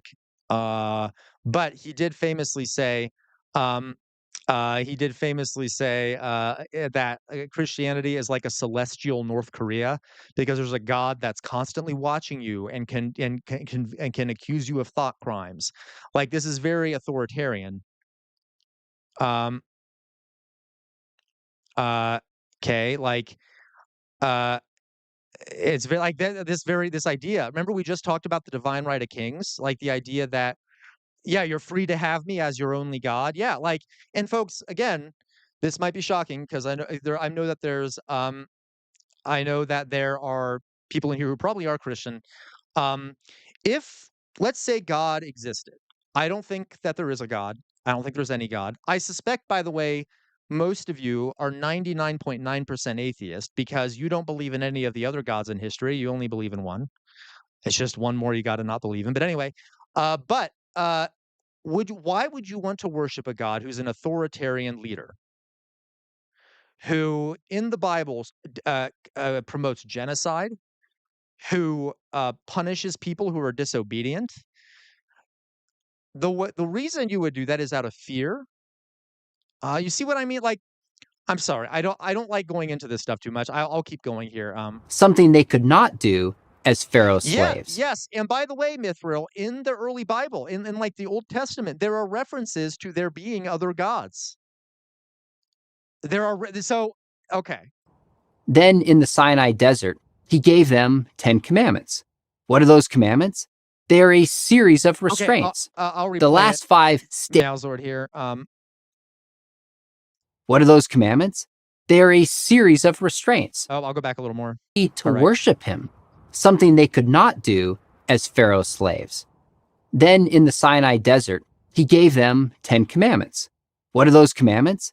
They are a series of restraints. The last 5 stated in the negative. Do not murder, do not commit adultery, do Oh, not steal, do not give false testimony, do not covet. okay. So, I- okay, yeah. First of all, he's leaving out a lot of the Ten Commandments. Yeah, exactly, Vale. Thou shalt have no other gods before me. Wait, I thought there was only one God, right? Okay. Also, I have a little bit of an issue with the idea that coveting is somehow a bad thing. That God can punish you for a thought crime for being jealous.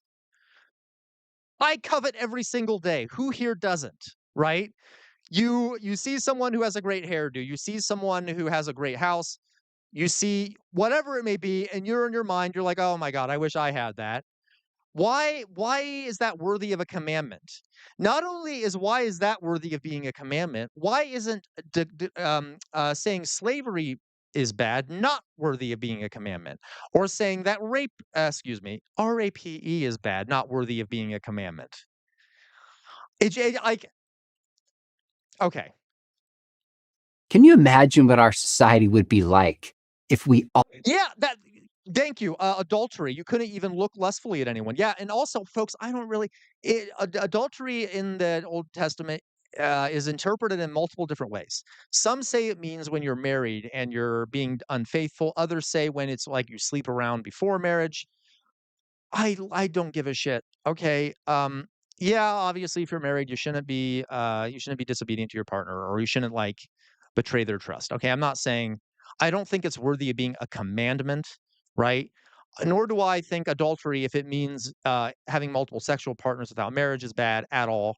Who cares? We're human beings. Um, yeah, Mithril, partially it might be. Yeah, no, it was an anti-gay commandment. Do not covet another man's ass. Well, they can try. Well, never mind. I was gonna say something inappropriate. Yeah, okay. Yeah, you're right. And they were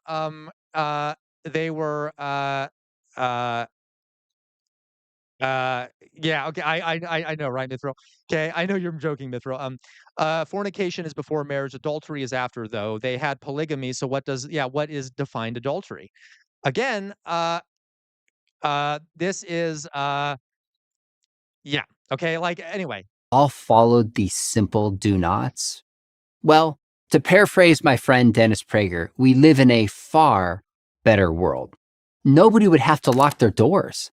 Nobody would have to worry about the faithfulness of their spouse or being the victim of false testimony.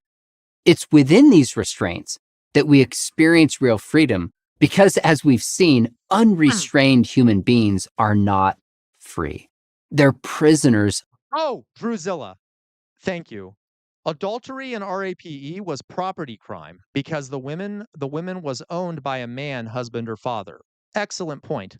Also, to go off what Drusilla said, um, in the Bible, when they talk about coveting, they include women in a list of things, including cattle.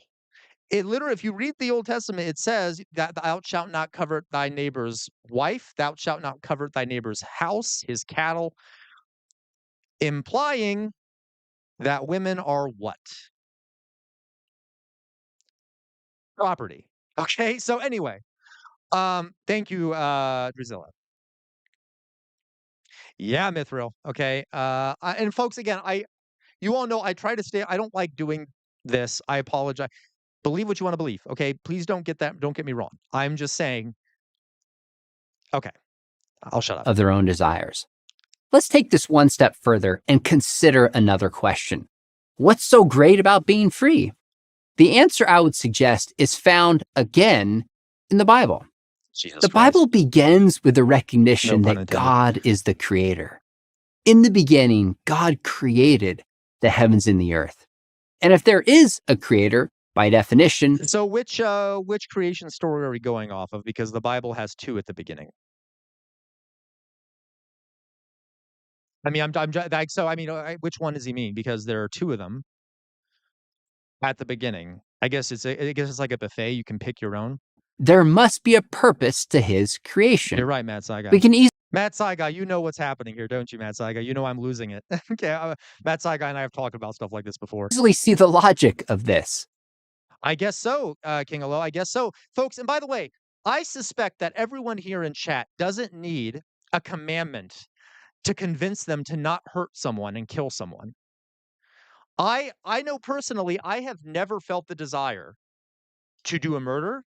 I have never felt the desire, uh, you know, um, to like do an RAPE. Like, it also is just a very dark view of humans, right? That the idea that without these rules, everyone will be going around killing each other and stuff. Okay. No, Mithril, you're absolutely right. And so I should put you're right. I should make that amendment.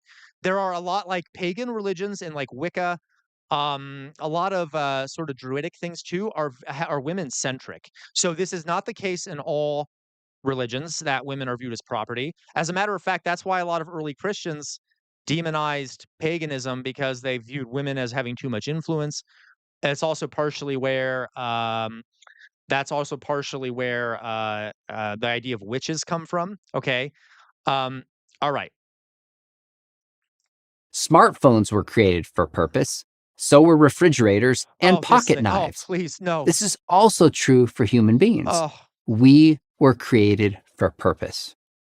how do you know that? Like, what's your evidence for that? But my good God, folks, if God created, if there is a God and they created us, they must have been incompetent. Okay, because why do I have nipples? Why do I have a tailbone? I don't have a tail. Why does the appendix exist? Right, I don't worry. I am not gonna show you my nipples. Like, why, there are lots of parts of our bodies that are unnecessary, and are leftovers, from other times and places, or the fact that when there is an embryo, um, in the womb, It oftentimes looks like a fish for a little bit. Uh, okay. Um, so yeah, exactly, Dally Boy. Let's compare it to uh yeah, you're right. Hey, Alan, maybe, right? I mean, according to the Bible, God did order some genocides. Okay, Alan says he created us to carry out imperialistic genocidal ambitions because that's what America has been doing forever. I guess so. I guess we must be the most religious country on earth, right? We must be the most faithful. Okay. Um, not even for a super chat. Hey, folks, maybe hey, hey, I am not beyond taking my shirt off for all of you, okay? But not this time around, okay? um, wouldn't mind okay, wouldn't mind having mind trying having a tails. It does seem fun. If I had a tail, I could hold more Skittles. That's great. Great for balance. Okay. All right, guys. So let's continue. And what is that? From a biblical perspective, it's to be free to love God because he loves. Oh my God.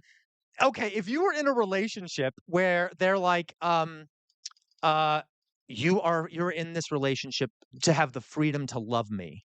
Like that is such like that is an abusive relationship you're in, right? Like that's kind of authoritarian. Like I'm giving you freedom so that you have the freedom to love me. Like that.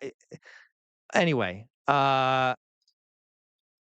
Prager, you are Prager, Long-Beach Dragon, our Prager purpose to be dumb, blind loyalists, following blindly and ignorantly. Yep. Yeah, he absolutely is using abuser logic, Josh. Um, okay. Yeah, enjoy the privilege. See ya. Yeah. Uh, okay. Uh, yeah, exactly. He does sound like a toxic boyfriend. And really, he is, remember, folks, he is angry but merciful, right? Like that sounds like something an abusive person would say. Um, you're right, Matt. It's like I apologize. Like I should say like druidic kind of religions, not necessarily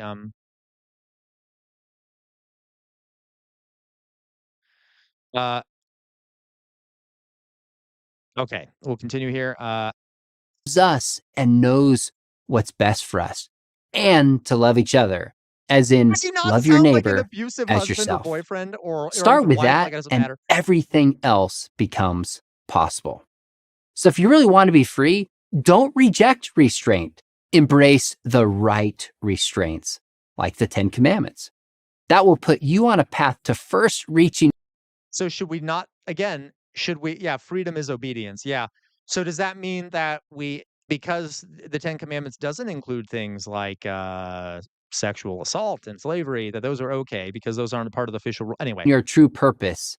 You have all this on pretty Long Beach Dragon embrace restraint. Kinky, right? good authority, God.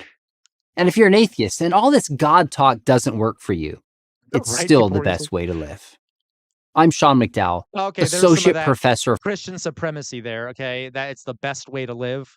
I don't know about that. I don't know about that. Okay. Anyway, folks, okay, I know I keep apologizing. I always feel so bad when I go on one of my atheist tangents. Believe what you want to believe, okay? I mean, you can be a Christian and be a very good person, obviously. You can be an atheist and be a horrible person. Okay? I'm just because it's in this video, I am just very frustrated.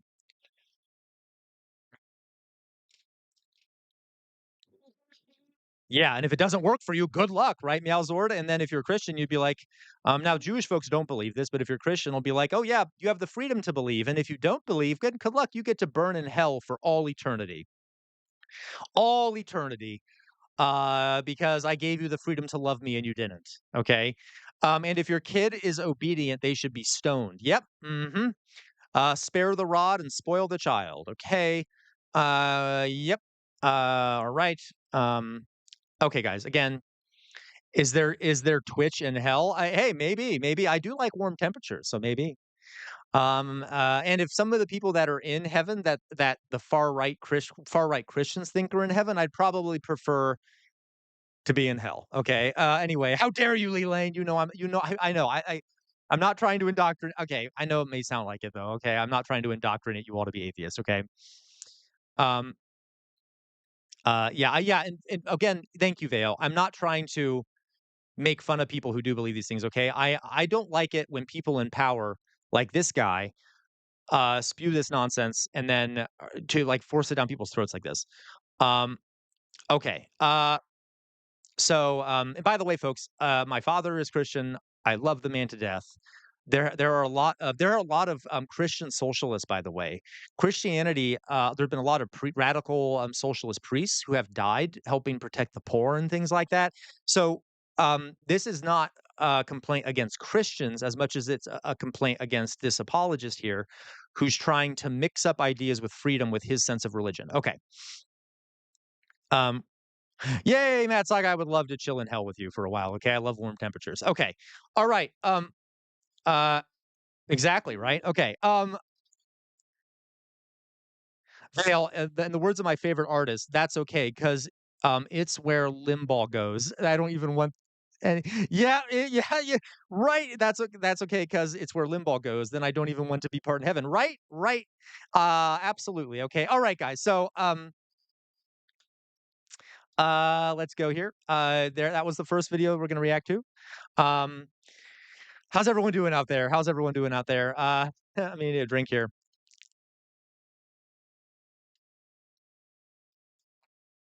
Okay. Uh, I know. Don't worry. I grew up in a very traditional Christian homeschooled household, and it takes all my power to not become a Reddit atheist type person. So I live vicariously through other people that stand up against this bull crap. So I don't worry. I don't know. I know this is like I'm a gay man. I went to a Catholic grade school, a Catholic high school.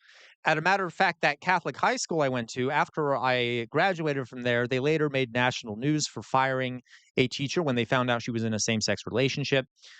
So I totally understand how you feel. I don't worry. Admittedly, I have past traumas and things that have made me oppositional to a lot of religious beliefs, and I do have to sometimes contain myself because I understand that I do have a lot of vitriol with those things, but it is not reflective, as I'm sure you know, I don't worry, of people of human beings, right? There are plenty of Christians who are perfectly fine people, some that are much better than I am even, okay? So I totally get that, I don't worry. Uh, yeah, PragerU Kids. Did someone recommend PragerU Kids? Oh, I'll do that sometime, Vale. I'll react to it, okay? I'm like the annoying student in your class. No, you're not, Matt Saigai. Trust me. No, you're not the annoying student in my class. Okay, the trolls that come in here are the annoying students in my class. Uh, Alan, good question. Okay, this is so random, but what are your thoughts on Fidel Castro? What you said made me think about figures that right wingers demonize. You know what? I'll do a stream on that, Alan. Fidel Castro is a complicated character. He was extremely brutal. Okay, he really was. He personally executed people. At the same time, this is complicated. I'll do a stream on it. How about that? So I can get my thoughts together here. You feel slighted? Why so, Vaporous? Did I miss something you said, Vaporous? I apologize. I may have. Let me go down here. Let me go up to see if I missed something, Vaporous. Uh, did I miss something, Vaporous? Let me see here. Maybe I didn't. Or am I going? Okay.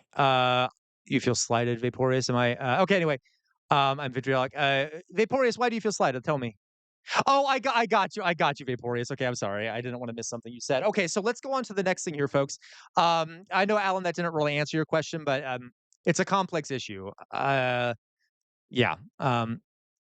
Overall, I don't blame him for a lot. Okay. We're not ending the stream. Don't worry. We're going on to the next one. Okay. So I'm going to start with these are some things that people posted. I've I like feeling like I'm in the back of the class. I love it, okay? We're not ending the stream, don't worry. We are so I'm gonna go on to something else here. We have a bunch of things to react to. I may not get through all of them. Please let me know if you're the one that posted these. I did not remind myself who posted these in the reaction. We're gonna start with a short one here. Who was it that posted this one? It may have been, was it Macy? Was it Vale? Who someone did? Someone posted this one about the J.K. Rowling thing. And Victoria, thank you, Victoria. Okay, so we're gonna watch what Victoria posted here. I don't know what it's about, but I cannot stand J.K. Rowling. So I am very happy to see what what has to say in this. Okay, is it okay? No spoilers, Drusilla. Okay, I'm kidding. I'm kidding. All right. Um, let's see here. J.K. Rowling make a good Roxy Hart in Chicago? Who is this? Who is this Jake? Who is he? J.K. Rowling. He's a she. Oh, okay. Oh So dear, that is. okay, forgive me. I know I want to take credit. I think I see where they're going with this, right? So historically, at least, a lot of times female authors will use initials for their first names, so that people don't know that they're women. You know what? I don't wanna spoil it if that's what I'm.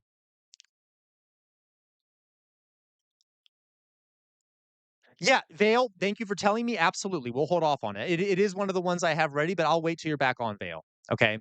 Long Beach Dragon, how dare you? How dare you mix up Rowling and Tolkien? Okay, that is disgusting. I'm gonna ban you from the chat, Long Beach Dragon. Okay, I know, me too, Matt Sci Guy. All right, so we'll see where they go with this. Not a feminine name in the slightest. You know, I know that oftentimes female authors use initials so that people assume it's a male writer. So I have to Yeah, presume Sanella. that J.K. Rowling. Yeah, well, yeah. Again, Sanella, absolutely, very transphobic. J.K. Rowling is a monster when it comes to those things, and uses her platform that she's got by becoming a millionaire to really oppress people. Because especially in the UK, folks, for the people that are UK in chat, let me put points. And I think you all may know this. We think things are bad for transgender people in the US, and they absolutely are. Now, maybe recently it's more even now, but it's actually worse for people in the UK in a lot of ways. And she has very heavily contributed to this for transgender people in the UK because of TERFs, which I'll rant angrily about sometime. Rowling was unsatisfied with the way that the world saw her, and then she transitioned herself into a new personality so that the world would perceive her the way she wanted to be perceived. Oh, I love this. Gagging. I J.K. love it. That is so true. It might be the black mold Drusilla, okay? I love that is great. Yeah, so it's like so she's doing gender affirming stuff, right? Because she was changing her name. Okay. Anyway, that's hilarious. Okay. So here we got another one. Well, let me see. I got a few up here. The death of discourse. I'll know that one, Alan. Oh, is Macy here? You hear Macy? You hear Macy? I just want to make sure Macy's here if she wants to. I haven't seen this, but oh, I don't know why it's all okay. Excellent, Macy. Okay, good. I'm glad, Macy. We're gonna watch the one. I think you sent this, Macy. I don't really know. It says an apology to men. London World, London. Don't. I'm sorry. I keep calling you London World. London. You're right. I still really like the Harry Potter books, but I will say, I watched a video. I don't know where I watched it about the Harry Potter books, and there's a lot of stuff in there that's really messed up. Um, you know, when I didn't notice it when I was a kid, but a lot of the stuff, there's some weird transphobic stuff in the book. Okay, so we're gonna watch this, An Apology to Men. Macy sent this. Thank you, Macy. Um, all right. Now, folks, before we begin this, you who have been with me and this channel, etc., for a while now, know that I'm assuming this is gonna lead to a discussion of feminism and things like that. I approach it in a different way because I'm trying to get more men to see the benefits of feminism. So just note that when I do, if when I talk about this, okay? All right. So a few weeks ago, I uploaded a video titled Fuck Male Loneliness, and to my dismay, many said that it was shockingly cold. So I thought that I would apologize and offer lonely men the warmth that they so direly need. Shh, it's okay, come here. Put down the hot tub twitch, mommy's here now. This is why men turn to the alt-right, because people like you mock them. You're so right. I should create more of a safe space for struggling men, like Olivia Giuliani. Oh, that's right. The boys called her a fat bitch and she had to cancel her appearance. So, okay, I'm going to pause. So, folks, there is, there is, by the way, um, there is a male loneliness epidemic. Okay, there have been studies on it. There are many men who feel disconnected from their communities and their societies for a number of reasons. Okay, and it has resulted in a lot of men dying deaths of despair. Many men are dying of overdose deaths, of suicide, and things like that, and the number has gone up. Their life expectancy is going down because of the number of overdose deaths and stuff. So I know I'm being that man, but I am not a fan of her being so dismissive of male loneliness because there is a crisis literally causing death in this country. Now, um, no, and Macy, women also feel very lonely, okay? But there has been a market increase recently, okay? And I want to point something out, okay? Again, I know this might be kind of remember what I said previously, but I'm also trying to approach this in a way. Okay. Um, So, yeah, no, you're right, Alan, you're right. I was actually about to mention that, Alan. I suspect she is referring to a very loud minority of people, maybe not even a minority, a large group of men who are incels and who are extremely misogynistic, who are screaming online all the time. Okay, because that is all absolutely a problem. And let me tell you though, you know what the how to solve the issue with male loneliness? Feminism. Feminism. One of the biggest reason why men are having a loneliness epidemic is because they feel afraid to express their emotions. They don't like forming close personal relationships because it involves emotional investment. There are cultural norms related to gender that push men into doing this. Okay. So if you want men to not be lonely, maybe become a feminist, which says that the both genders should be treated equally, and we shouldn't have these double standards, or we shouldn't have standards that mainly, by the way, are bad for women, but are some of which are also bad for men. So become a feminist if you want to end the loneliness epidemic, okay? Because that would mean that it'll be more acceptable publicly for men to have to express their emotions and things like that. Okay.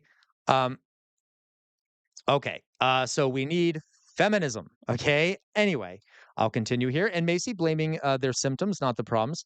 Uh, I see what you're saying, Macy. Okay. I know, and I haven't even watched much of it. We'll see what else she says, but I will just note that. Okay. What did London say here? Right? I don't worry. I just want my homie to hold me, but it's a no-no. Seriously, though. Like, and by the way, in Europe, and folks, I know there's Europeans in here, but I'm talking mainly mainland Europe, like Western Europe and stuff. There's a less toxic culture of masculinity. Now, of course, I'm generalizing because there are a lot of toxic males in Europe, but um, men are more comfortable, like touching each other and things like that. Okay. Anyway, uh, let me go back up here. Yeah, you're right, Leland, and Leland's right. Women tend to bond together more easily. You are more communal, and that's partially a gender-based cultural norm, right? Men, we create a culture where men are expected to be like individualistic and out there fighting and blah blah blah blah. Why can't they just be human beings? Just like why can't women be human beings? Macy, Macy. Oh my God, Macy, you're speaking my language. Yes, a lot of people know I'm gay because I dress well. Okay. Okay, not all gay people dress well, but like men dressing well is viewed as like, "Oh, you must be gay." Okay? Um and things like that, okay? Now Macy, when Macy says women have had to work together to survive men. So Macy, that is partially true and historically definitely partially true. That being said, Macy, I ask you to um oh God, see, saying this as a man, I don't want this to I okay. Huh. The vast majority of crimes, violent crimes, are committed by 1% of the population, about 60% of them. The vast, vast, vast, vast majority of men do not assault people, commit violence, or engage in sexual assault. Yes, they disproportionately do it by like by a by a very big margin. I'm not going to lie to you, okay? But the vast majority of the men do not engage in that sort of behavior. Um, I okay. Um, how many women are dying because a small percentage get abortion? Macy, you're right. Okay, women are massively, as I think I said previously, Macy. The system is patriarchal. It is much worse for women. Okay, it is much worse for women. Okay, and but the reason I mentioned the thing at the beginning, Macy, is because a lot of men, and the reason I'm talking this way is because I'm trying to get men on board with feminism, okay? Because I have found when I've been teaching that if I try the empathy for women approach, it's disturbing, but it doesn't work, okay? And so I'm trying to build a way of approaching this that shows men that feminism is good for them also. Uh, and that is why I approach it this way when I speak about it on live streams, okay? Women are absolutely massive victims of violence. One of the number one killers of women across the globe is men. Okay. And with the banning of abortions, that's going to result in many more women dying. There's a lot of outright femicide happening where people kill women just because they're women. Men do not have to deal with any of that nonsense. Okay. Or at least they have to deal with it at a much, much, much, much, much smaller level. Okay. And not to mention the standards put on women for being in public and beauty standards and all this other shit that we throw on top of women. Okay. That being said, a lot of men don't connect with that. For better or for worse, they don't connect with that. So I am trying to approach it in a different way. Okay, if that makes sense. Because there are issues that men deal with. I'm not saying they're worse than women or anything like that. Okay, they're not. So okay, I mean they're not like women aren't suffering too. Okay, because they're suffering more. Anyway, Differences due to all the bullying. People like you are the reason why. Go fuck yourself. I am so sick of the rationale that we need to bend over backwards for men, otherwise they'll become supervillains. We would never tell women that because of misandry, men are now trying to roll back child rape laws. There are certain ideas that we consider so disgusting that we would never blame loneliness, sex starvation, or mean comments as the reason why men are turning to them. So the disconnect that you and I have is that you think promoting Jim Crow and white Sharia is just not that bad. Male loneliness discourse coddles the boys so much that when 100 men get in line to run a train on Lily Phillips. yeah, and you know what? I agree with her. I agree with her that it's kind of coddling men. Okay, because I'm approaching it kind of the way she's criticizing here. But again, I have learned that that is the way to get through to men to promote feminism, which is better for women. Okay. Or is something that I mean that makes it sound like I know what's better for women, but you know what I mean, trying to improve things for women as well. Um, uh, News outlets run a pity piece on these lonely men. This is a story about broken people. Lily Phillips, yeah, but far fewer care to extend the same compassion toward the men. Men are overwhelmingly, unbearably alone. It's so sad. I mean, Lily has said that the guys wear ski masks because they so often have girlfriends and wives. Okay, so no phrase, no case for the ones with the girlfriend. okay, okay. I don't want to pause It on must be that. so. Okay, so all right, King Low. I'm sorry, Alan. You're right. Also, folks, a way to fix this is improve material conditions because everyone is suffering materially right now. Men, women, everyone. Uh, okay. But also, and again, forgive me, she is overgeneralizing here. Okay. There are men right now in chat that are not wearing ski masks, do not like Trump, and are feminists. All right. I don't okay, I want to throw that out there. Yeah, London. Okay. And I know she's kind of for the effect focusing on because there's a lot of men out there who are extremely toxic and like a lot of them, okay, it's a big issue. But I imagine one of my students seeing this, and I can imagine what they're going to say. They are going to assume that they are under siege because of how, yeah, oh, yeah, okay, right, Alan. Okay, so because of framing like this, um, yeah, that's fair, Drusilla. That is fair. Okay, she's not talking to the feminist men. But again, I wish anyway. Okay. Lonely having to wear a mask and not getting to be your true self while cheating inside a porn star. These men are desperately seeking intimacy and finding only emptiness. Victoria, you're 100% correct, right? Women are the ones who have to walk around scared to death at night. Okay. Women are the ones who have to suffer through the fear of being alone while walking in a city, even during the day sometimes. Okay. Um, but again, I have found that that is something that men need to change, right? That's why I'm trying to talk to men, because it is not women who should be the ones who have to change that. That is an issue with men. Okay. That is why I try to talk to men when I'm talking about these things. All right. And my solution to this is that men should be more feminist.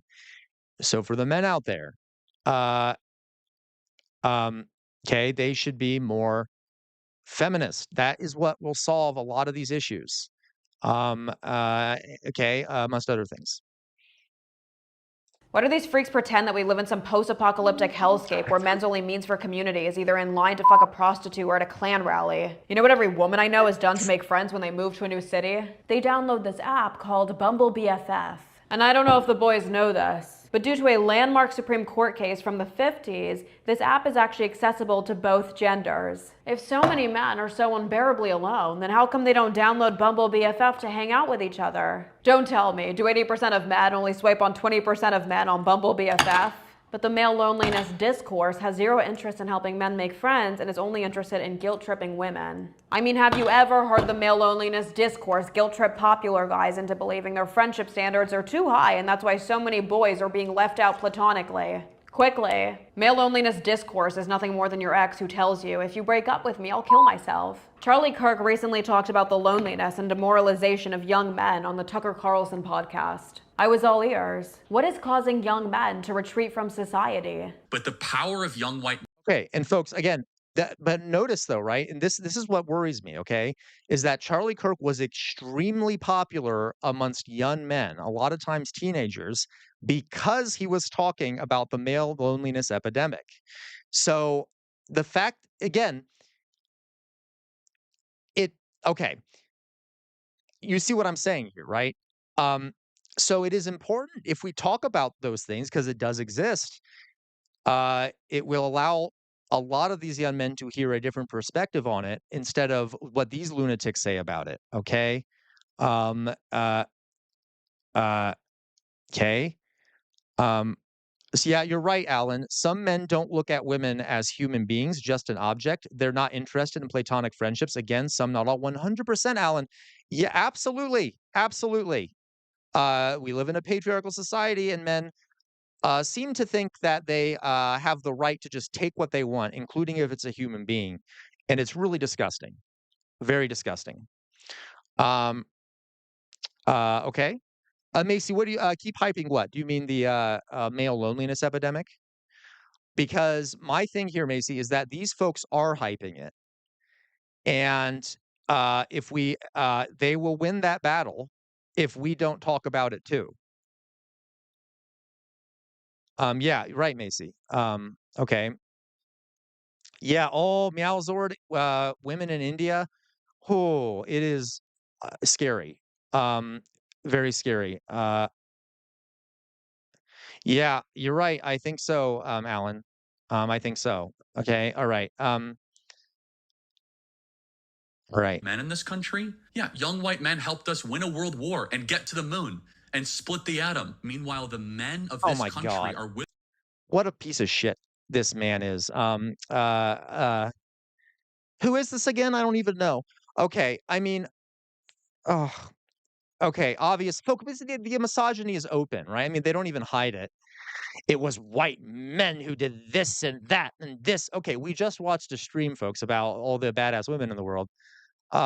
This is Yeah, okay, and, white men specifically, okay, he focuses on, which, by the way, lots of those discoveries weren't possible without the discoveries that women and non-white men made, okay?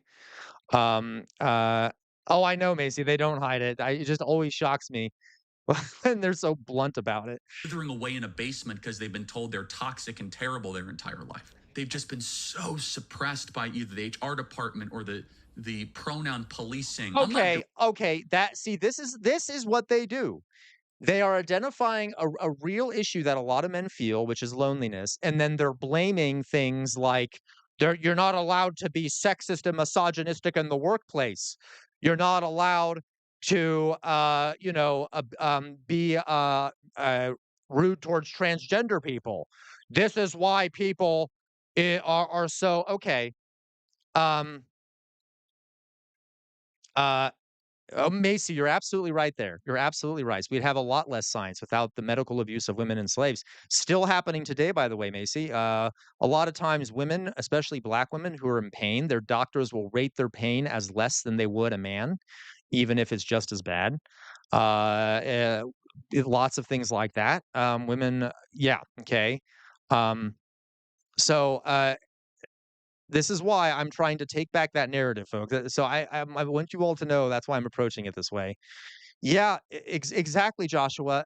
And guys, I cannot tell you the number of male students I had who would come to me with these ideas because they had been online and they got connected to someone like Charlie Kirk. And these are children. It's not like it's not like they're older men who know better.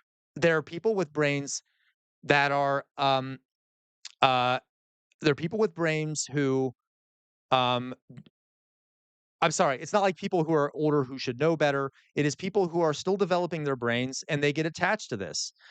Uh, okay. Yep. Yep. You're right, Macy. You're right. Okay.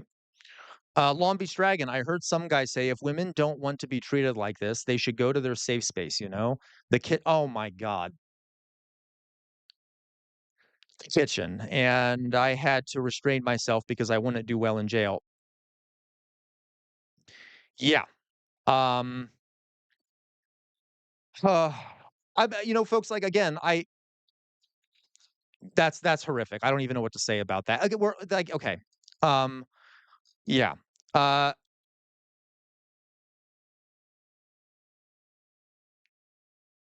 yeah, Macy, you're right. Not to mention, folks, for a long time. Well, okay, I'll continue here. A lot of those passport bro videos, like I went to a third world country because American women are so feminist and woke. That is, oh my God. Okay, well, actually, I'm okay with it. Bye, bye. Go elsewhere if you don't want to be here. I don't give a shit. Get out. Okay. Anyway. Um, yeah, like Doug Wilson. Um, yeah, yep, I know, Vale, I get it, okay, like, all right, okay, if only feminism didn't exist, then I'd have a girlfriend. Oh my God, I have heard that, I have heard that, I have heard that in the classroom. Completely missing the point, okay, obviously. All right, I'm sorry, we'll continue with this. win this. I'm gonna go play video games. I'm gonna check out. Ah, man. Strong enough to build society, but one-shotted by college icebreakers. Pronoun policing. I'm sympathetic. I also dropped out of university and her. became addicted to porn because of Zoom breakout room introductions. Keep in mind that this is the same party that uses the term bigotry of soft expectations to talk about how we infantilize black people too much with anti-racism efforts. So when Biden says the number one threat are straight white men, which he said about 1,000,000 times, or what are the white nationalism or Christian nationalism? He's talking about young white men. Totally the same thing. Hating white nationalism just means that you're a man-hating bitch. They don't even hide which men they care about when they say struggling men. It's never black men my who God, I love statistically it. struggle the most. I mean, they aren't even human to these people. So when I say fuck male loneliness, I don't mean fuck lonely men. I'm Okay, Macy. So Macy, Macy says I'd have uh I'd have girlfriend if no feminism is the point, and they are just on the wrong end. Macy, I'm telling you, Macy, there are teenage boys who believe that. Um, They don't know any better. Now, yes, there are a lot of adult men who do think that way, and we should have no mercy for them, okay? But a lot of this incel culture are younger people who have been exposed to people on the right wing, to Charlie Kirk and such, and they literally don't know what the hell they're talking about. And the way to get to teach them is to teach them, not to necessarily demonize them. Uh, uh, Again, please, I'm all for demonizing the adult men who do this, okay? But a lot of younger people have been drawn into this through propaganda efforts and things like that, and I've experienced it. And I really want it to end. Okay, just something to think about. Saying fuck the male loneliness discourse, which is just a Trojan horse for white nationalism and sexism, and forcing us to baby you while you. It is a lot of the time, but like I'm saying, folks, it is. There is actually a male loneliness epidemic. All the research shows it. Um, uh, and like I said, men are dying at a much higher rate because of it. Women, of course, are also being killed worse than men for other reasons, but just because I mean, women also have a lot of issues that are worse than men doesn't mean that it isn't an issue for men too, because they're all human beings. Yeah, suicide rates for men are through the roof. That means there's a societal problem going on there, and men and women. Uh, uh, Macy, men aren't dying from women protecting themselves. Oh yeah, no, Macy, but yeah, I mean, you're right. Uh, but they are dying because of loneliness and things like that. Um, and they are human beings, just like women are. Uh, okay. So, all right. But Macy, you're right. A lot of the guys who do talk this way are just upset that women are protecting themselves. But it still is an issue. Men dying and things like that. Spit on us. Go fuck yourself. Anyways, this has been my apology video. I've made these for men as a peace offering. My milkshake brings all the boys to the yard. And I will say, folks, like, I actually really like that video, okay? Um, if, like, you should not like, obviously, when you're in an oppressed group like women are, we should not, I know I just kinda criticized her, but it's like, I'm not gonna judge her for wanting to express that deep anger and things like that she's feeling, okay? Um, I am just trying to do an approach because for any young men that may be watching, I know how they've been radicalized, and, okay, I'll stop trying to defend myself here. All right. Okay, guys. Uh, okay, guys. So I'll react. Well, let's see here. Oh, what time is it? Oh, okay. I'll react to one more short, folks. Uh,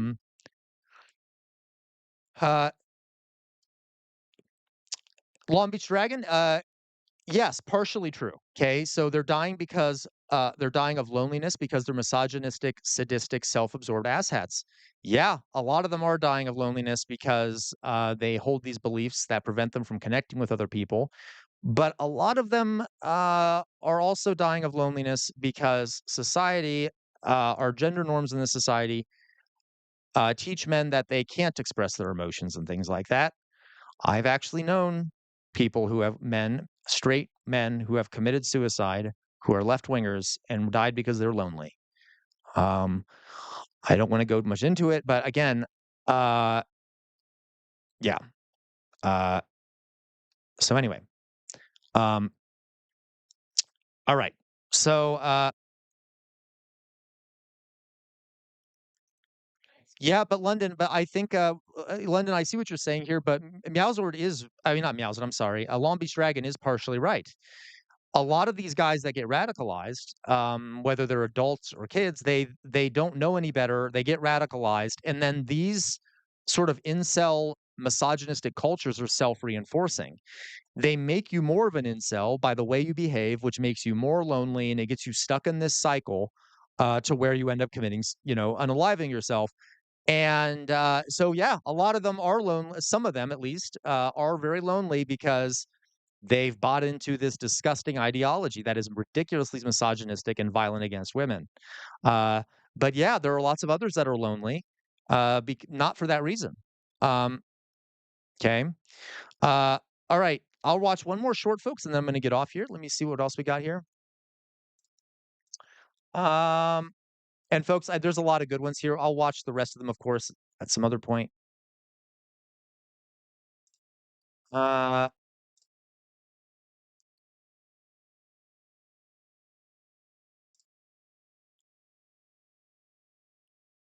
Prager one. Which Prager one? I just watched. Oh, I already watched it, London. You may not have been here, but I just watched it. Um, okay.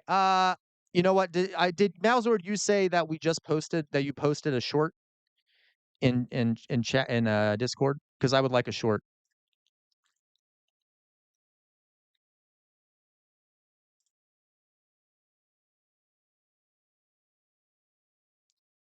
Uh,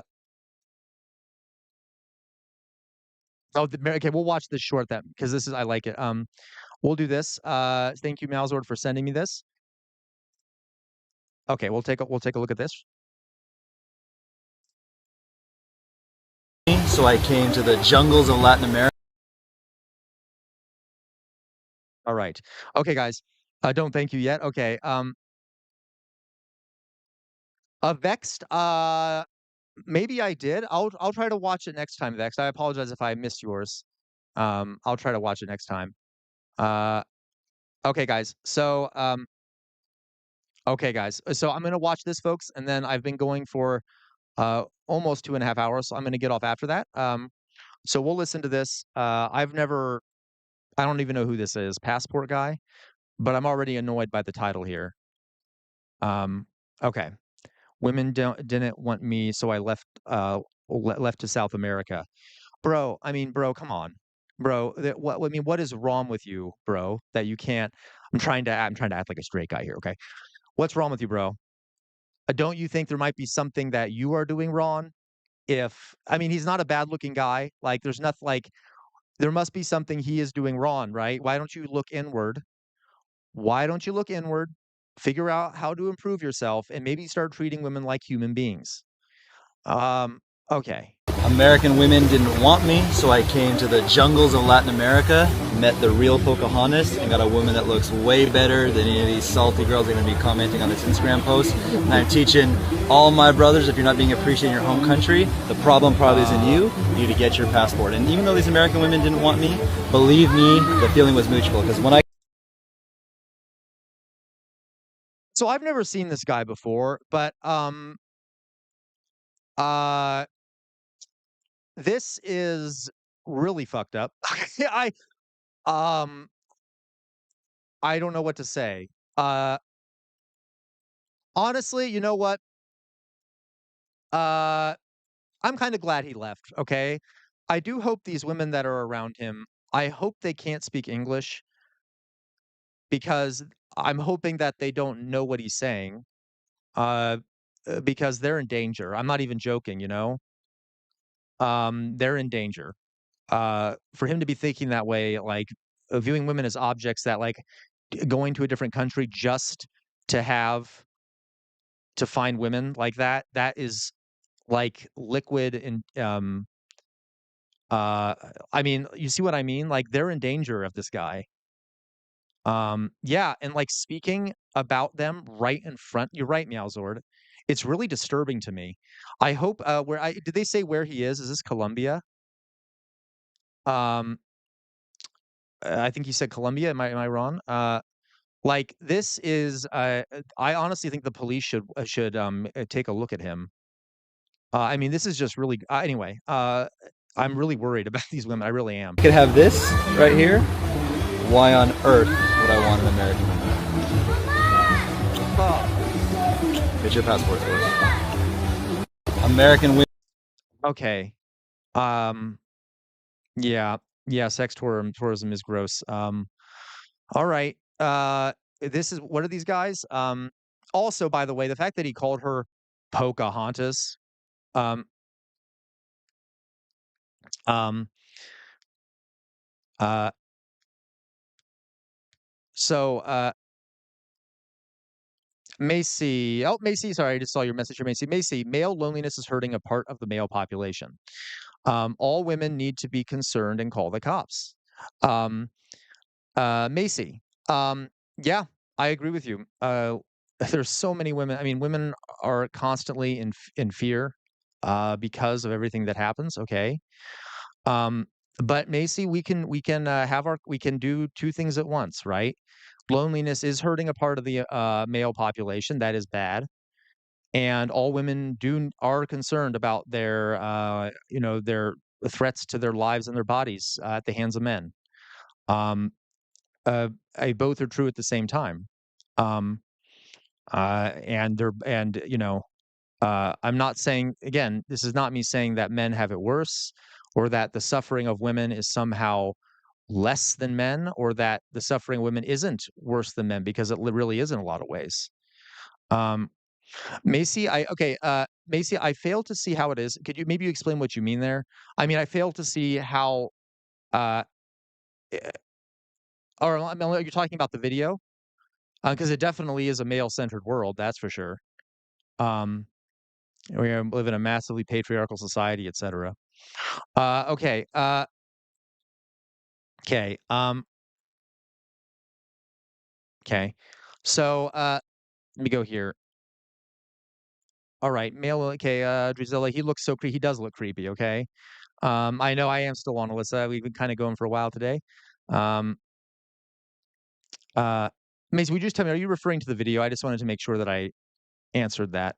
I'm not sure what you're referring to there. Um, okay. All right. So, yeah, thank you, Meowsword. I was going to mention that. So, also the fact that he called her Pocahontas, um, uh, okay, Macy, that's fair. I feel like male loneliness is being prioritized over helping all women. I agree with you, Macy. Overall, like, I should put it this way. They're like no one right now. Like, basically, our country hates women right now for some, all this legislation that is going up against women. It is disgusting how no one seems to care about women at this moment. 100%. Okay. Um, uh, but from my experience, Macy, I'm just approaching it differently. Uh, the way to solve this is that the men need to stop doing the oppressing, right? And I have found that the way to get the men stop doing the oppressing and to think differently about this stuff is to speak to their own experiences. Um, and that's why I approach the way I'm doing. Oh, Macy, I totally agree. Yeah, it's like trying to tend to a whiny, hungry child, which is why I'm saying that the solution to this is to change material conditions and for men to engage in feminism, because that would solve the issues. And a lot of these far righters, their solutions are not real solutions. Okay, it's abuse women more, oppress them more. Okay, yeah. Okay. So anyway, this guy's disgusting. The fact that he called her Pocahontas, that is fetishizing indigenous people and also just being racist because this woman is not okay. Anyway, um, um, okay. So, all right. Things won't get better if we are waiting for men to be satisfied. Um, oh, that's so gross, Meowsor. He's trying to sell a course. Um, No, I agree, Macy. I mean, everyone should be acting to help liberate women, 100%. Not just men should be doing it, but but men are the problem here. Okay, a lot of men are the problem here. I'm not saying all men, but men are the problem here. So I suspect that that's the one of the best ways to approach it.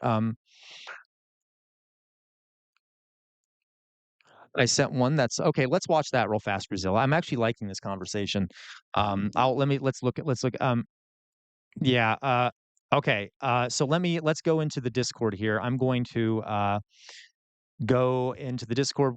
Thank you for that. Who sent that. Um,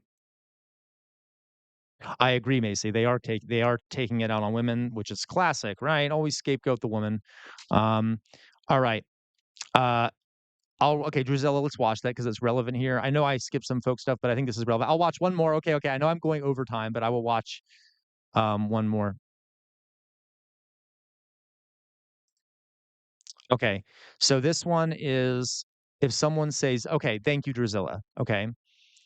This apparently is all right. Let's watch this real fast. Okay.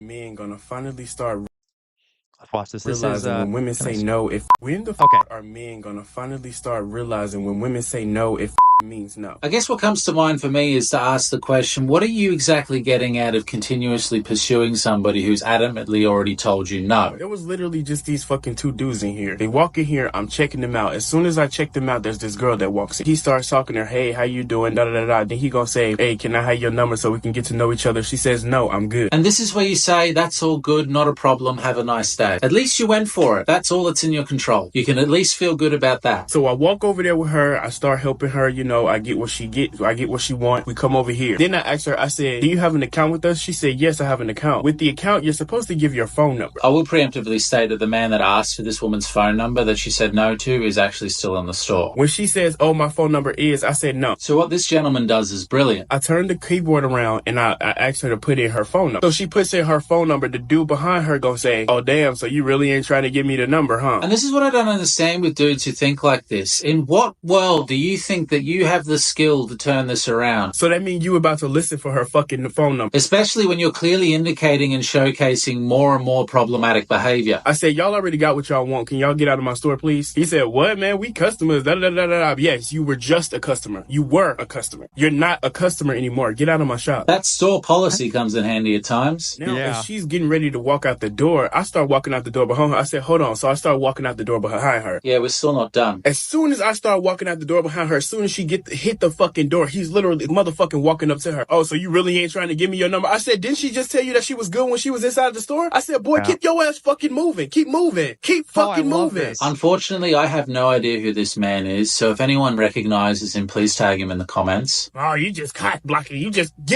keep moving. And don't come back to my shop no more. How about that? You fucking banned from here. Don't come back to my shop. And I'd like to know where his shop is because he's definitely gone out of his way to provide a safe environment for his customers. Why the fuck do men, man, did y'all not, I know I'm a man too, but did y'all not, you don't remember when your mama told you not to do some shit and you still doing it and she popped your ass? You, sir, are a saint and a gentleman. Respect to you. You don't remember? You don't remember that? What the fuck? This man has gone above and beyond to protect a vulnerable stranger. It's incredibly courageous to potentially put yourself in harm's way in order to protect someone else. But what is more important is people need to learn, embody, and understand. If someone says no to you, accept it. When the are men Oh my God, I love that. Okay, that's great. I think that was a good positive note to end on here. Meowzord, I'm not red pilling anyone, okay? Or I guess I'm not what is it black pilling? What I don't know what the phrase they use is anyway, okay? Feminism is amazing. I am a feminist, okay? My issue here, I am trying to make oh, I got you, Meowzord. Okay, yeah. Whew. I'm like, Jesus, did I really give that impression that I'm doing red pill stuff? Okay. Yeah, I would because I like reacting to this kind of stuff. So yeah, okay. I was about to get so offended at you, Mouseword. Okay. All right. So, okay, guys. I'm gonna get off for now. Thank you, everyone. I know I was on for quite a while today. Okay. Okay. I'm gonna where's my face? There we go. Okay, so thank you everyone. This is great. This is great. I loved it. I was on for a while because I was enjoying it so much. Thank you for everyone who was on Twitch today and such. Okay. All right, let's go. Let's do it. I know, Alyssa. I'm sorry. Okay. Go back and watch it. I swear. Okay. We did a review, Alyssa, for the remember, folks. We got a quiz tomorrow. Okay. All right. Okay, guys. Ready for this? Okay. Let's do it. First of all, free Palestine. Free Palestine. Free Palestine. Also, stop abusing women. I mean, stop the oppression. Women should control their own bodies. They're human beings. Okay. Throwing that out the window. Okay. As in like, okay, you got it. Okay. All right. Next thing here, never stop resisting. The easiest way to resist is to think for yourselves. The easiest way to resist is to think for yourselves. And that includes when you watch me. I'm not perfect. I make mistakes. Get other sources of information. Don't get stuck in an information silo. The easiest way to resist is to think for yourselves. Thirdly here, we're living in a fascist moment in this country, not only here, but in other countries around the world. Okay. Fascist takeovers happen when people have lost faith in their democratic institutions because it's no longer providing for them the things they need and people no longer feel represented. We need major reforms in this country, not only here, but around the world. You cannot stand in the center. If you stand in the center, the fascists will walk all over you like you're a snake. Okay. You cannot stand in the center. We need major reforms. We need to go at least a little bit to the left, folks. We need to go at least a little bit to the left. Okay. The only other option is going further to the right, and that's a horrific idea. Okay. Lastly, on the wall behind me is a sword. The name of that sword is Chainbreaker. Chainbreaker has been passed down in my family for years. It is rumored to have been responsible for the death of 7 slave owners. Why do I have it back there?